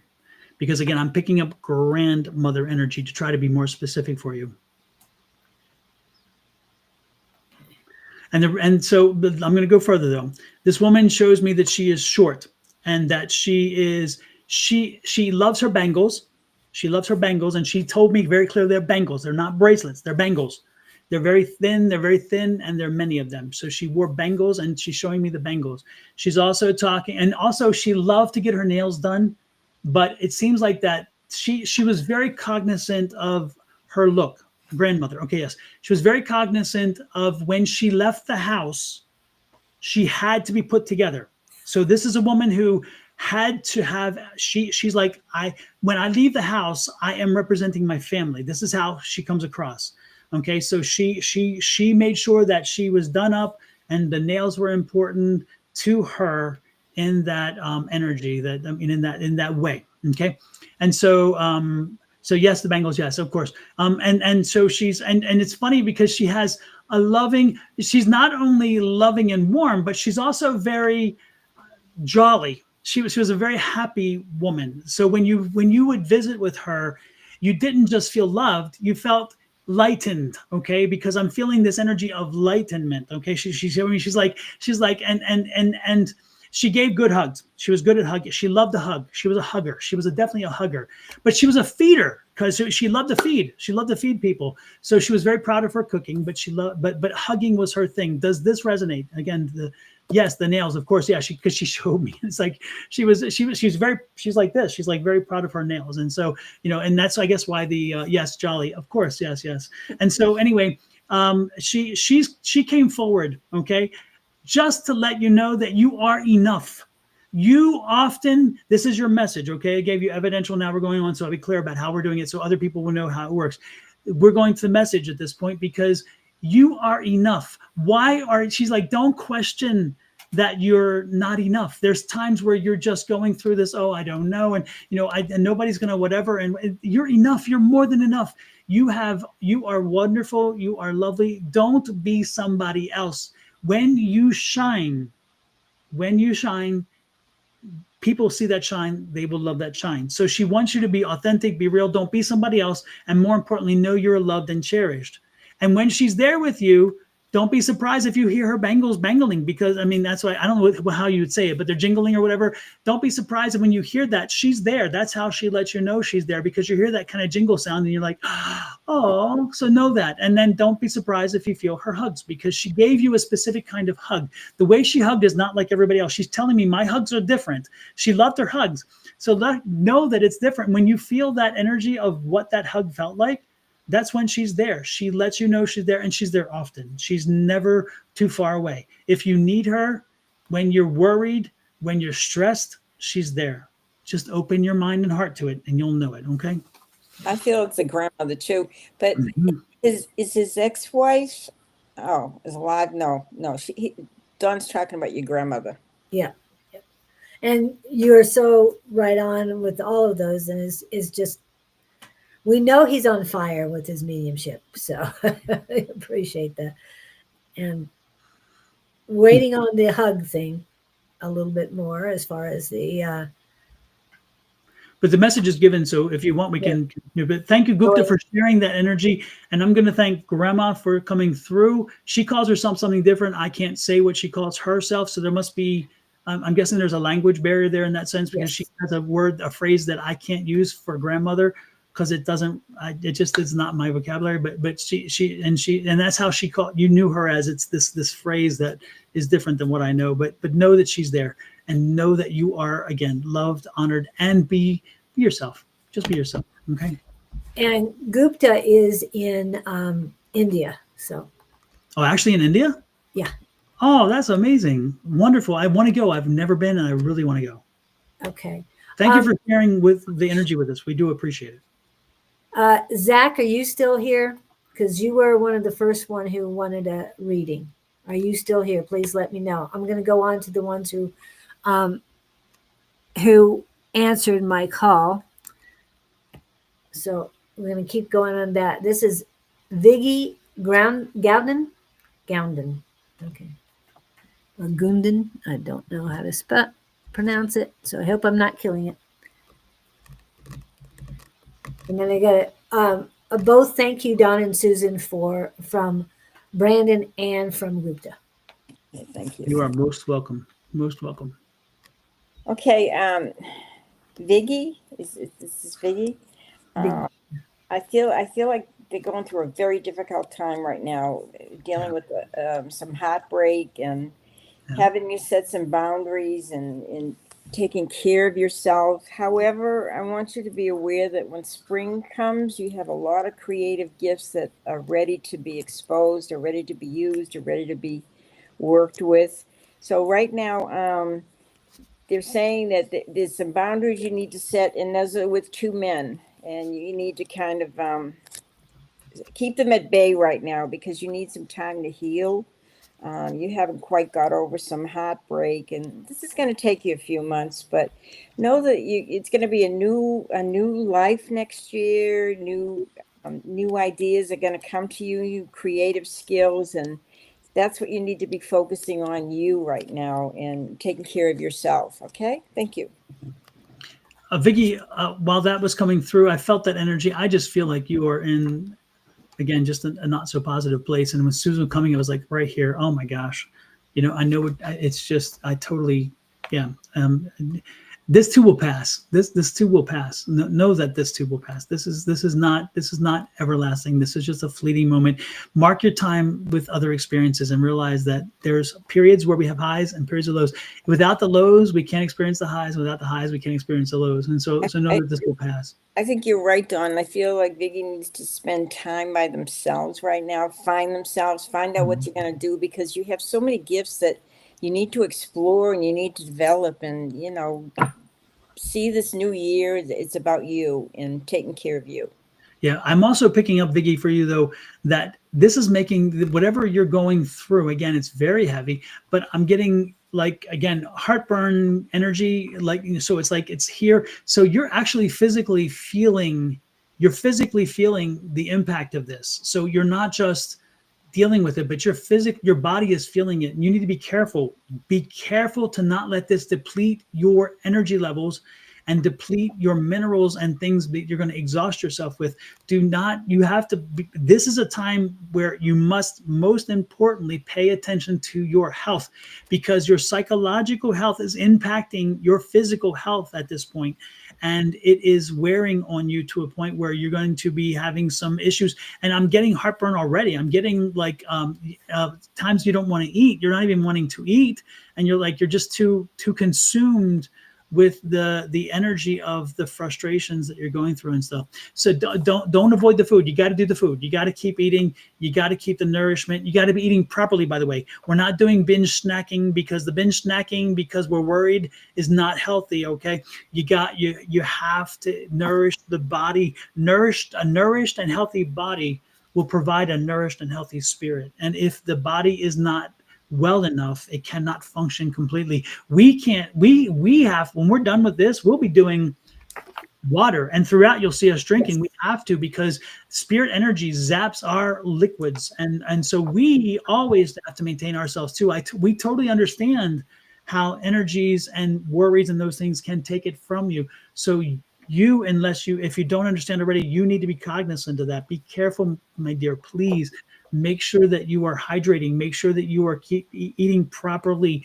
And as your body is well, your spirit eventually will be there.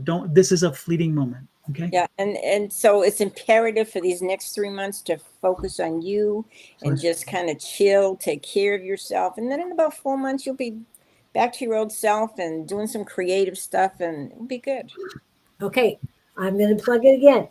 Chapter 19 for self-care. Chapter 19. Yeah. And it's so important to us that we gave an entire chapter to it, because when you're doing mediumship, it really does require additional care to you, because mediums give so much that we tend to forget sometimes this vessel has to be maintained. Yeah. And this is chapter 13 that you want. That is affirmations and the body's healing response. Okay. Chapter 13. That's my other book, by the way. If you're coming in late, the Ultimate Power Within is my first book about affirmations. And this is both of their books. Yeah, the newest book. Available on Amazon. Available on Amazon. Right now. Yep. Yes. Along with some others. Susan's book. Hint, hint, hint. Yes. And I would put Susan, them up where's there. your book? Show us. So, I gave you the clue there. Along with Susan's book. Yeah, and she has a lot of things in here. There's a lot of things to help you in all your ways. And I just know the ones about the body for the medium, the mediums, a guidebook, and the affirmation book, because I go to those. And when I saw self-care, it's like, it was a nice it's so important. It's so important. Chapter 2. Yeah. And it's interesting. Take care of you can't take care of everybody else. So. Absolutely. Yeah. And it's interesting. So many mediumship books I read, they don't delve into that. I noticed that. And I was like, wait a minute, how can you not do that? Because you're taking care of everybody else. The whole book is about taking care of everybody else. And Yeah. you forget to mention how we need to take care of ourselves. Also, folks, if you go to Amazon and put in Susan Grayson's, type in her name, and the books will pop up. Or if you put my name, Donald Rumer, Rumer-Rivera, that's River with an A at the end, it'll show all of my books as well. And so you don't even have to go to know the title of the book. We'd love you to do it, but because it's easy, it's the mediums. We're going mediumship, so medium, the mediums. But if you don't remember that, try to remember Susan's name or my name. And by searching the names, you will find not only that book, but the other books as well. And guess what? These are amazing Christmas gifts, Yes. amazing birthday gifts, and also just amazing reads for yourself. So Yeah. yes, I plug the end, Julie. I'm terrible at plugging. Hey, no, I pulled these up because when you said self-care, it's like, duh. Okay. Yeah, And And I don't forget believe- the little subscribe button. Yes. Yes, please. Yeah. Yes. Okay, I do want next I've got a Judy Raw. If you're in, I don't know if we're going to take anybody else because there is at least 5 minutes we have to dedicate to something else. I know it's another book, but anyway, it's a totally different. Anyway, let's see. So if Judy is not here, we'll take Brittany Kemper. Before we do, can I Okay. just drop one thing? And that is Mary. Mary, if you have a sister or mother who is named Mary, who is on the other side, she's coming through. Please let us know. But go on to Kemper while we wait. And if somebody has it, again, it's a sister or mother, not grandmothers, not uncles, not aunts, not cousins, sister or mother only. Mary coming through. Let us know. Continue with Kemper. Sorry. Okay. Actually, Judy is here. She said yes, she's here. So Judy is here. What can you tell me about the negative energy that was done to me and how can I clear it? Well, one, don't accept it. I'm sorry. Yes. No, that's the very first thing. Yeah. Julie is right. Don't accept it. You know, you are a powerful being. You have all the help from the other side, your angels. You are a perfect being of light. Don't ever think that somebody's more powerful than you, than they can do these things to you. They can't. You can block them. You know, you put out the light and the love, and it will take care of that negative energy. So nobody can control you unless you let them. If you give them more power, that's a bad thing. Absolutely. You are more powerful than they are because this is your body, this is you, and don't let them do that to you. Don't let them even think it. Yep. And then one way to do it is have that relationship. No matter if you're a medium or anybody in the metaphysical community, have that relationship with your spirit team. And that is the key to these things. When you have that relationship with your spirit team, they protect you. I have 8 protecting spirits that are around me all the time. I never feel empowered without them because they are there and they do that for me. They're like they're my antennas, but they're also my protectors, and they're wonderful, and they're on the other side and they watch over me in that sense.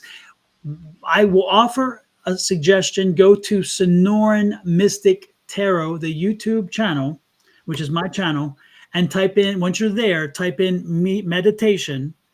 And if you go there, I have 3 meditations. One meditation is for you to meet your spirit guides. A second meditation is to meet your gatekeeper. And the third one is to meet the loved ones who've crossed over. So if you don't have a medium in your town, or you don't have access to one, or you don't have the resources to make one connect with you, then go and do those meditations. They are guided meditations. They're a half hour each. It may take you 2 or 3 times to go through them for you to finally feel the full force of them, but they help you. But call out to your gatekeeper. We talked about the gatekeeper. Call your gatekeeper and say, no negative energies. Keep them away. And your gatekeeper will do this. They will shut that door completely and say, no, you ain't coming in. And it's like, and if they try to come in, it's the Angie thing again. Look at my face. Don't do it. I'm telling you, don't do it. And just realize your angels are with you all the time. They are. Invite them with you. Go in the car and, have them protect your car. Have them protect your house as you leave it. Exactly. They are with you always. And all you got to do is acknowledge them. Don't ignore them. And let me give you 2 other words of advice. Sage. Smudge your house. Smudge your house and the environment where you live specifically. Maybe after smudging is using sage, lighting it. And we talk about that in the book, by the way. And also in my first book, I talk about that. And in another book that I just wrote, I talk about that, because even though it's a fiction book, I talk about how I smake because I'm the character. Point is you smudge your house, and you smudge the house and get that energy gone. And also salt across the threshold of your door. Make sure those energies are gone, and cinnamon, bringing the abundance in.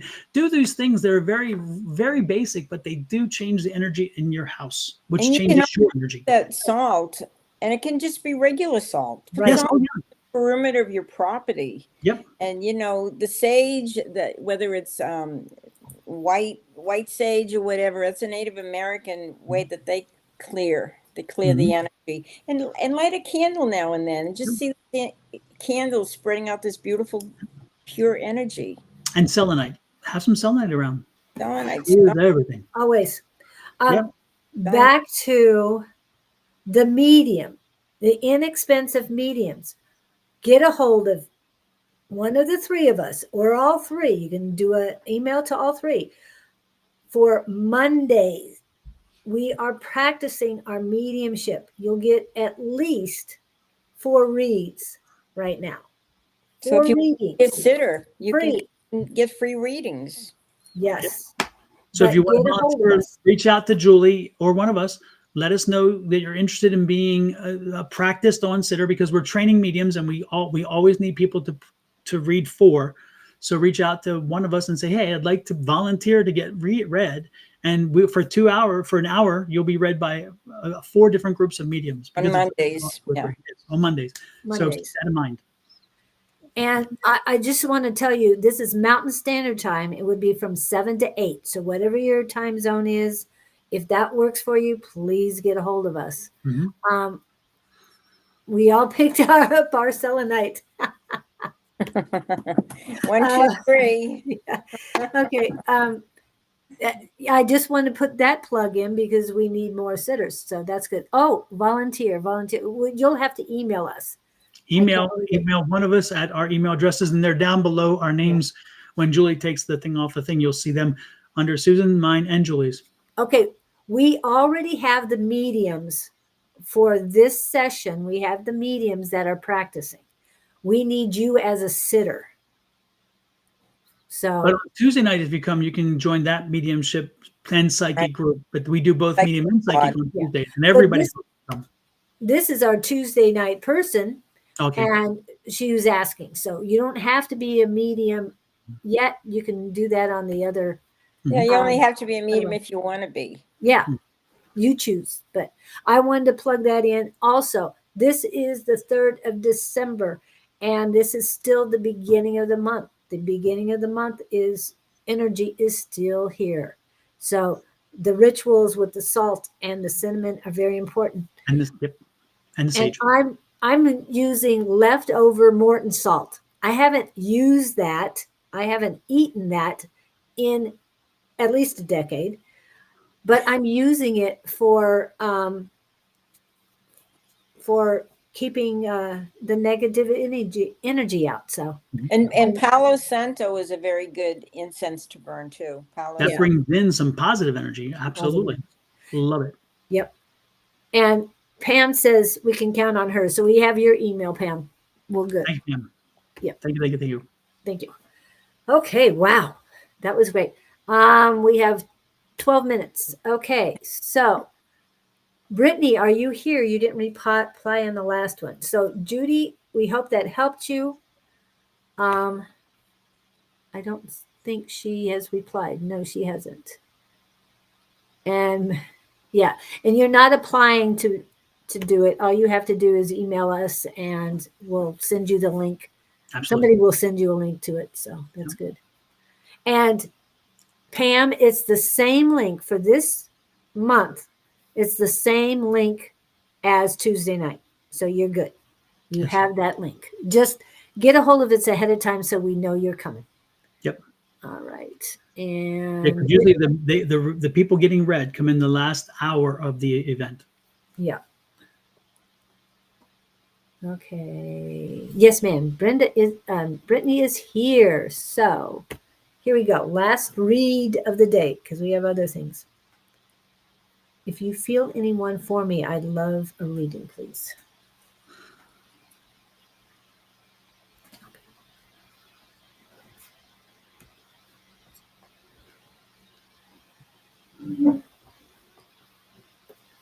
I just have this aunt on the other side that's just kind of yelling and having a good time, and she just wants to be recognized, and she's just asking that you too put more joy into your life, because she lived life to its fullest, and she's just kind of a neat person.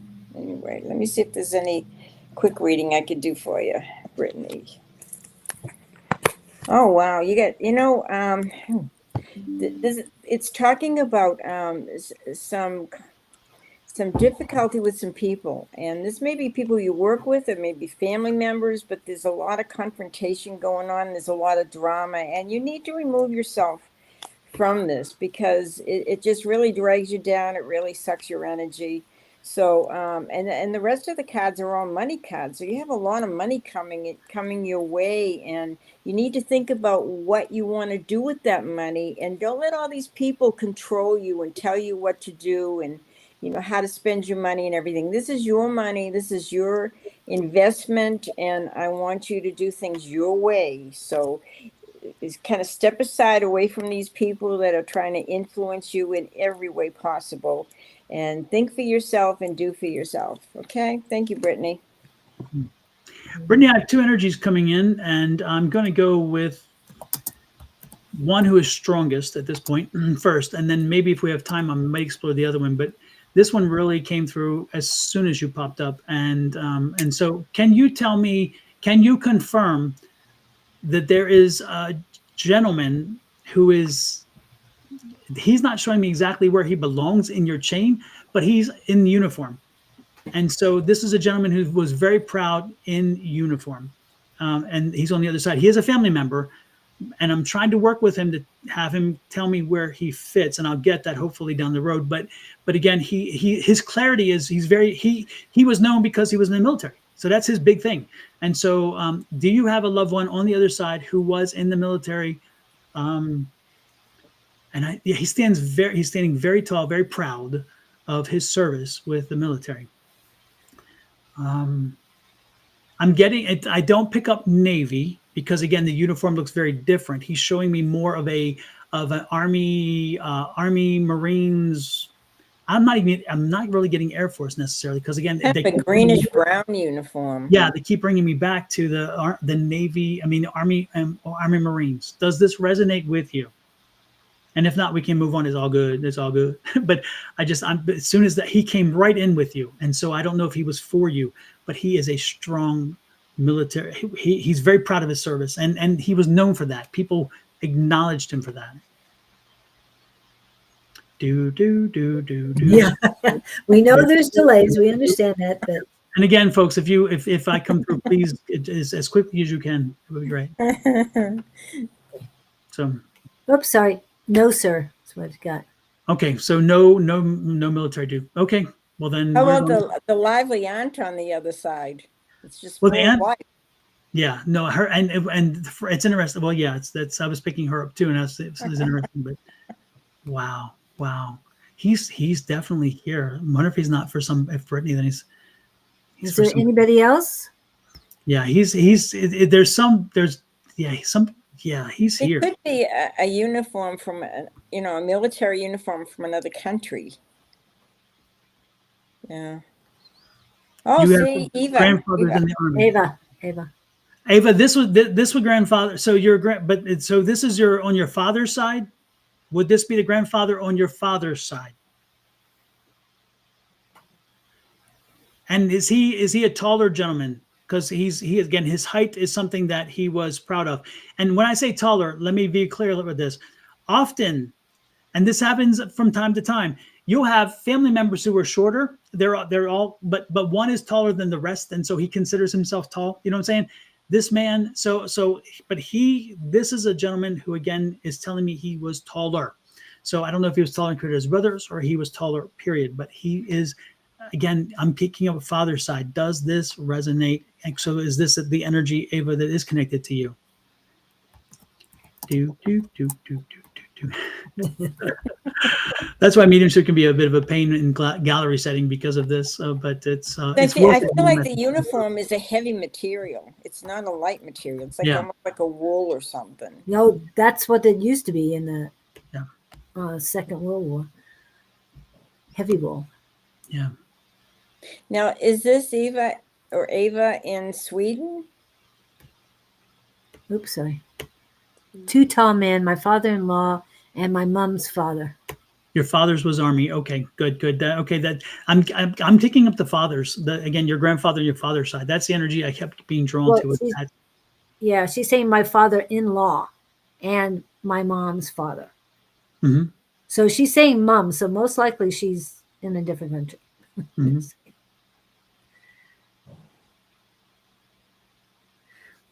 And Okay. Robin, if you're ever available on a Monday night, please let us know.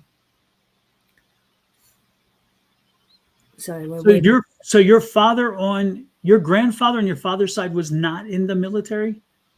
Because I'm seriously, he keeps showing me that line, the line that it's the father's side. Yes, it's Sweden, Ava. Yeah, okay, good. Okay. Yeah. Hmm. Yeah, because I feel like the uniform was like from Sweden, Yeah. not from here. It was a heavy wool uniform. Yeah.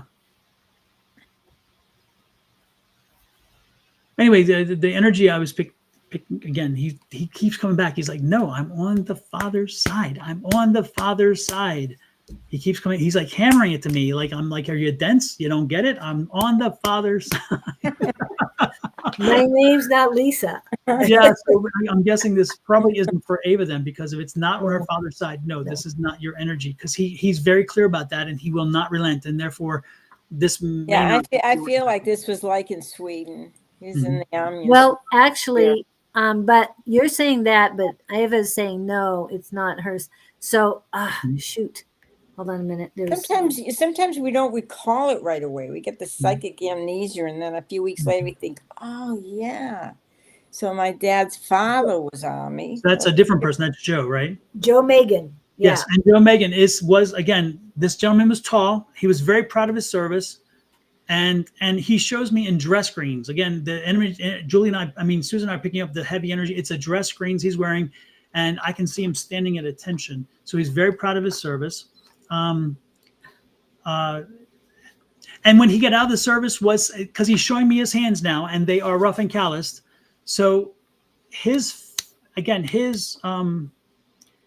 worked with his hands. This is a gentleman who, after the service, and even in the service, he worked with his hands. But after the service, he worked with his hands, and he's very proud of a working man. That's what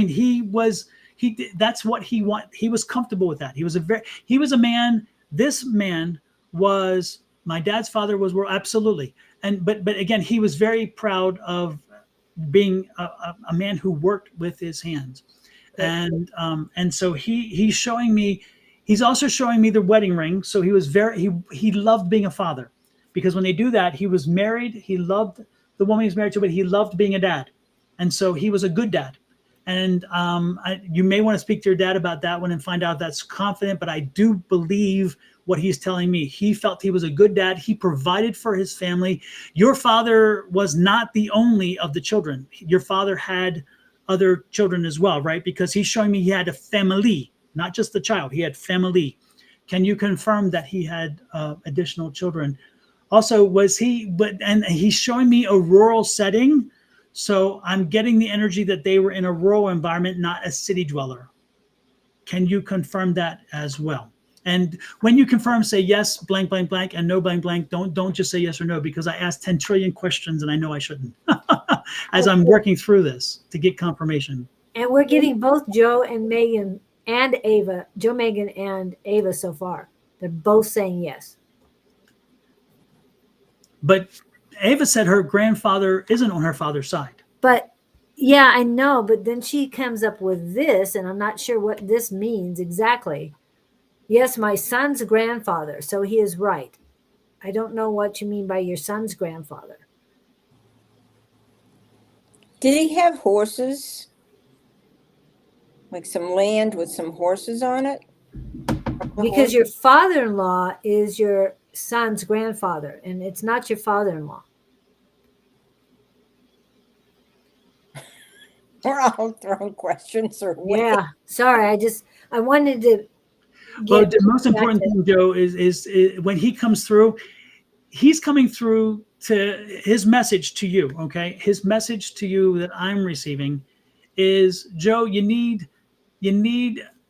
have children. Okay, you Joe have children, and he is inviting you to make sure this holiday season that you connect and spend more emotional time with them. You don't have to be in their physical presence, but he really does want you to focus on spending time emotionally communicating, reaching out, connecting with your children. He's saying, you know what, build that relationship, build those bonds, because family is everything. In his world, family was everything. And he wants to make sure that sometimes when we have tensions in a family, when we have issues in the family, they seem very big at the moment, but he's like, family is everything. So for the holiday season, he's asking you to reach out to your children, to have that emotional connection with them so they know they are loved, as he made sure his children knew he loved them. And he was a stern man, by the way. This man he made it very clear, I love my kids, but I was a stern man. So he did not spare the rod. He was one of those gentlemen who did not spare the rod, and he definitely didn't spoil his children, but his children served him well, and he's proud of his kids, and he's proud of you as well. So know that he loves family, and he wants you to embrace that concept and make sure that you are reaching out to yours this holiday season. Okay. But I'm also saying some land with 2 workhorses on it. Who had the 2 workhorses? Yeah. And I understand I think you're getting the same one, but Ava, it's not your mother's father. Okay. It's specifically father's father. It's father. This was father's father. That's why I'm going. And Joe seemed to have all the other aspects that seem to make sense. Yeah. So it's close, Ava, but not your grandfather at this time. Yes. So maybe next time you can partake everything you say. Well, I'm glad you can take it. Unfortunately, he cannot connect. Well, and again, this is why platform and gallery mediumship is really so important, because sometimes the message comes through for one, but it can be for the other as well. So take that message as well. Use that message, because you were meant to be here to hear this. You may not be here all the time. So you were meant on this day at this moment to be here. I still see these 2 workhorses. It's like when this man was out of the military, then he had some land. And remember, whatever resonates with you, yes, grab a hold of it. It's for you. Yep. Definitely. Well, I'm going to ask the spirit to step back, and I'm going to thank you guys for sharing your energies with us. Thank you. Thank you, everybody. Yeah. Thank you. Wow. That's a great way to end it. However, it's not ending. And I didn't upload all the music. However, I did upload 2 things. Let me go back to, there's one other item we have to talk about today. And the reason why is at December 3rd, I know this is December 3rd, but when the time changed, or when it became December 3rd in the middle of the ocean, Ocean. Greenwich Mean Time. Greenwich Mean Time. Thank you.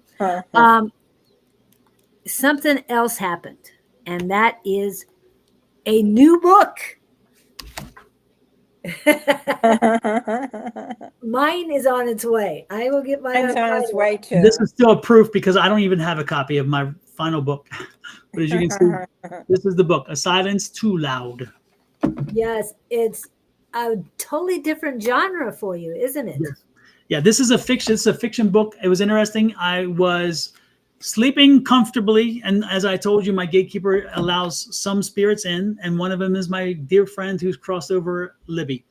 And Libby came through one night, and she's like, "Hey, you need to write a book, you need to break out, you need to write a fiction book. And she gave me and she gave me so much information. And the next day I set out to write. And it's interesting. I didn't understand why she came through that night. And Julie's like, this is her birthday. I didn't realize. Julie did the research and found out, oh, it's her birthday. So she came through as a celebration of her birthday. And it's interesting because she helped me put this book together by just giving me information. And then I took that outline and that idea and blended it and merged because we're in Arizona. So I connected it to a mining town in Arizona, and it connected to her energy. And eventually she became the spirit of the book. That was not her intention. She did not set out to make the book about her. That was when she gave me information, she was helping me to just expand beyond the nonfiction realm into the fiction realm. And so she's like, no, you need, but I'm like, an homage to her for her energy. I'm putting her as the spirit in the book. So this is a psychic medium murder mystery, and it takes place in Jerome, Arizona. And it spans out into Cottonwood and Sedona, which are two neighboring towns. And Sedona in Arizona is an amazingly metaphysical community. And so if you've ever been or experienced it, you'll understand why it's in the book. And so it's a situation where she was murdered. And then when she was murdered, I'm coming in to help her to figure out who murdered her, to bring justice to that individual, and to reunite her with the locket that you see on the cover, because once I reunite her with the locket, then she can then cross over in peace. And so this is the thing. And a silence too loud, because a silence too loud is how we as mediums hear it. You don't hear it, but we do. And it's silence to everybody else. But when we get the messages, it is loud as can be.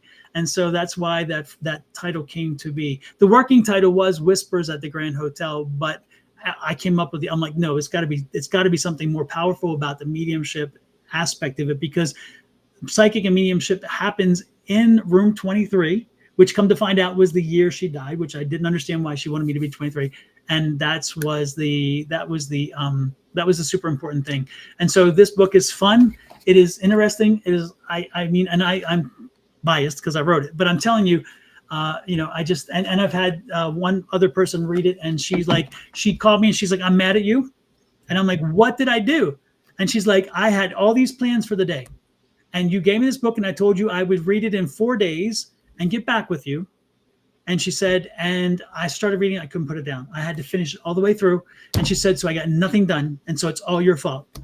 And I'm like, I take that as a badge. Absolutely. So I enjoyed reading my own book when I reread it. And it's funny because when I got the chapter, when I first wrote the book and thought I had finished it, I got to chapter 8 and then started reading. I'm like, oh, I don't like this. I actually got rid of chapters 9 threw them out and put an entirely new ending on, and then had to go back in and modify the beginning of the book to the points where it pointed to the ending differently. And so it was a work in progress and evolutionary, but it's dedicated to Libby. And on the back, one of the back pages, you will see my dedication to Libby, which is wonderful. And this version doesn't have the actual final image, because I think this one is, because I modified it. This one is the one with actual Libby. So it's dedicated to Libby Groves. And I modified it to where you see an image of kind of her, because Libby is a dear friend and a wonderful energetic spirit. And she was practicing the mediumship and those kind of things. And she was such a loving energy. And this is her memorial. This is her memorial, and she will never be forgotten now. She is in stone. So. Yep. And if you saw the cover of this book, the one that I put up, that has her wavy hair. Yes. It was very curly, but that's the best he could do. Yeah, because if I truly did Libby's curly hair, because she had big voluminous curls, and they were natural curls. They were just curls. And she had this red hair. But when I did that, it looked like Sasquatch, the outline. So it did not work. I had to kind of find a happy medium. Available on Amazon as we speak. Again, please check it out. I would truly appreciate it. And and it's only $13.99. It's not extremely expensive. I kept it inexpensive so people could afford it.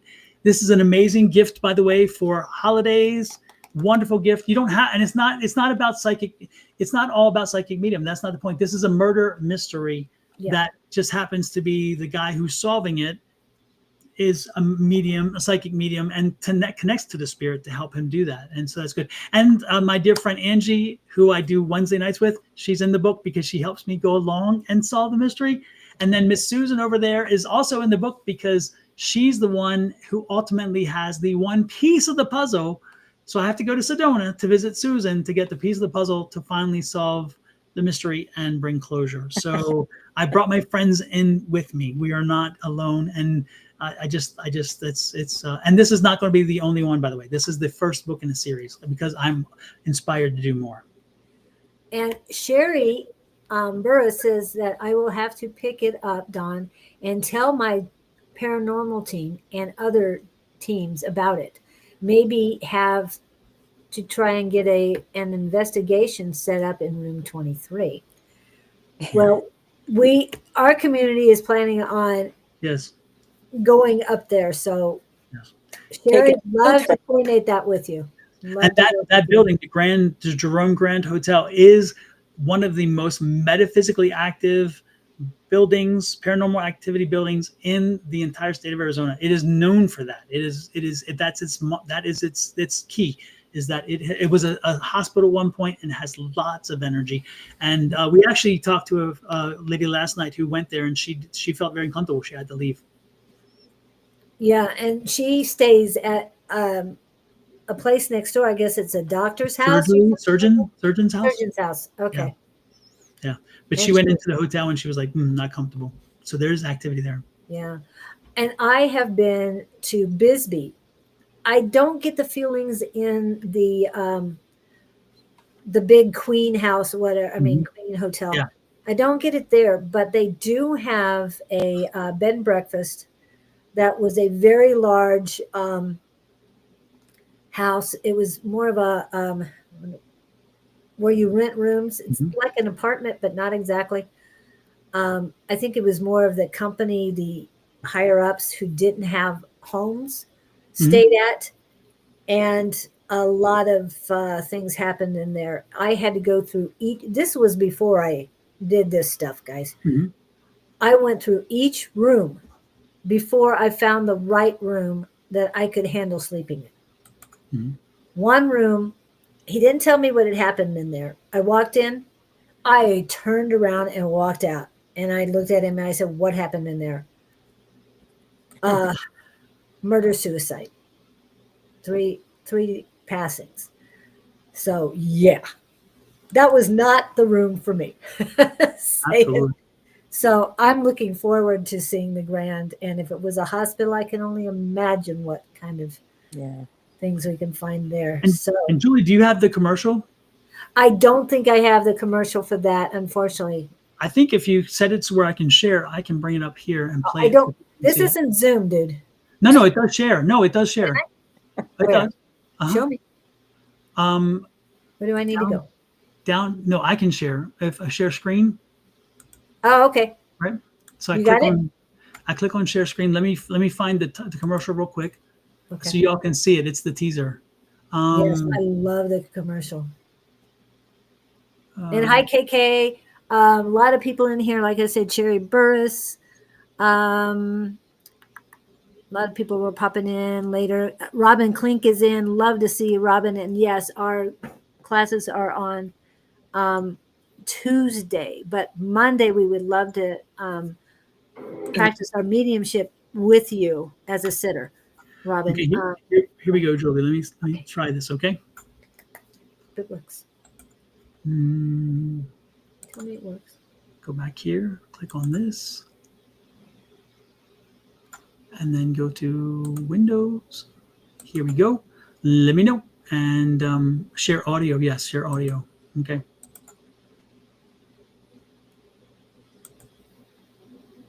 Wow, we've got a fourth.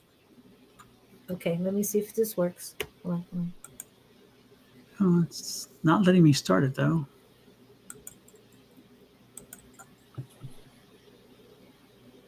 Hold on.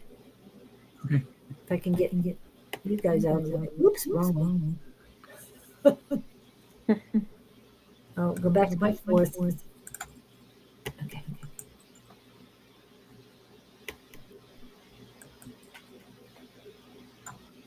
No luck?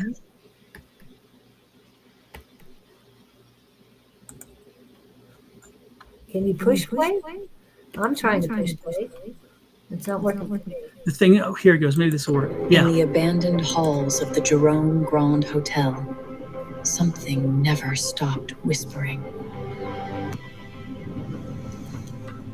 Libby Groves had a secret, one worth killing for. Buried in an old gold locket lies evidence that could expose a deadly truth. And now, one medium is about to uncover what the living tried to hide and what the dead refuse to forget. Every spirit has a story, but some won't rest until justice is served. A mystery woven in shadows, lies, and the voice of a woman gone too soon. A silence too loud. Private. Available now. Wow. Let me get.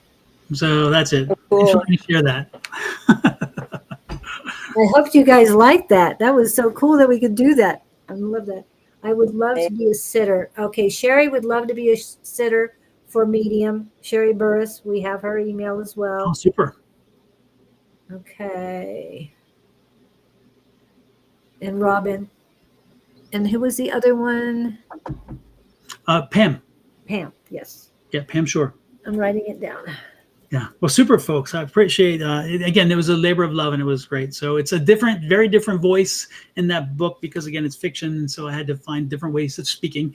And it takes nothing away from my book with Susan because our book is definitely a labor of love as well, but in a different way because we want to help you understand what mediumship is. And again, the book in English and in Spanish. So there's no limitation in language, which is great.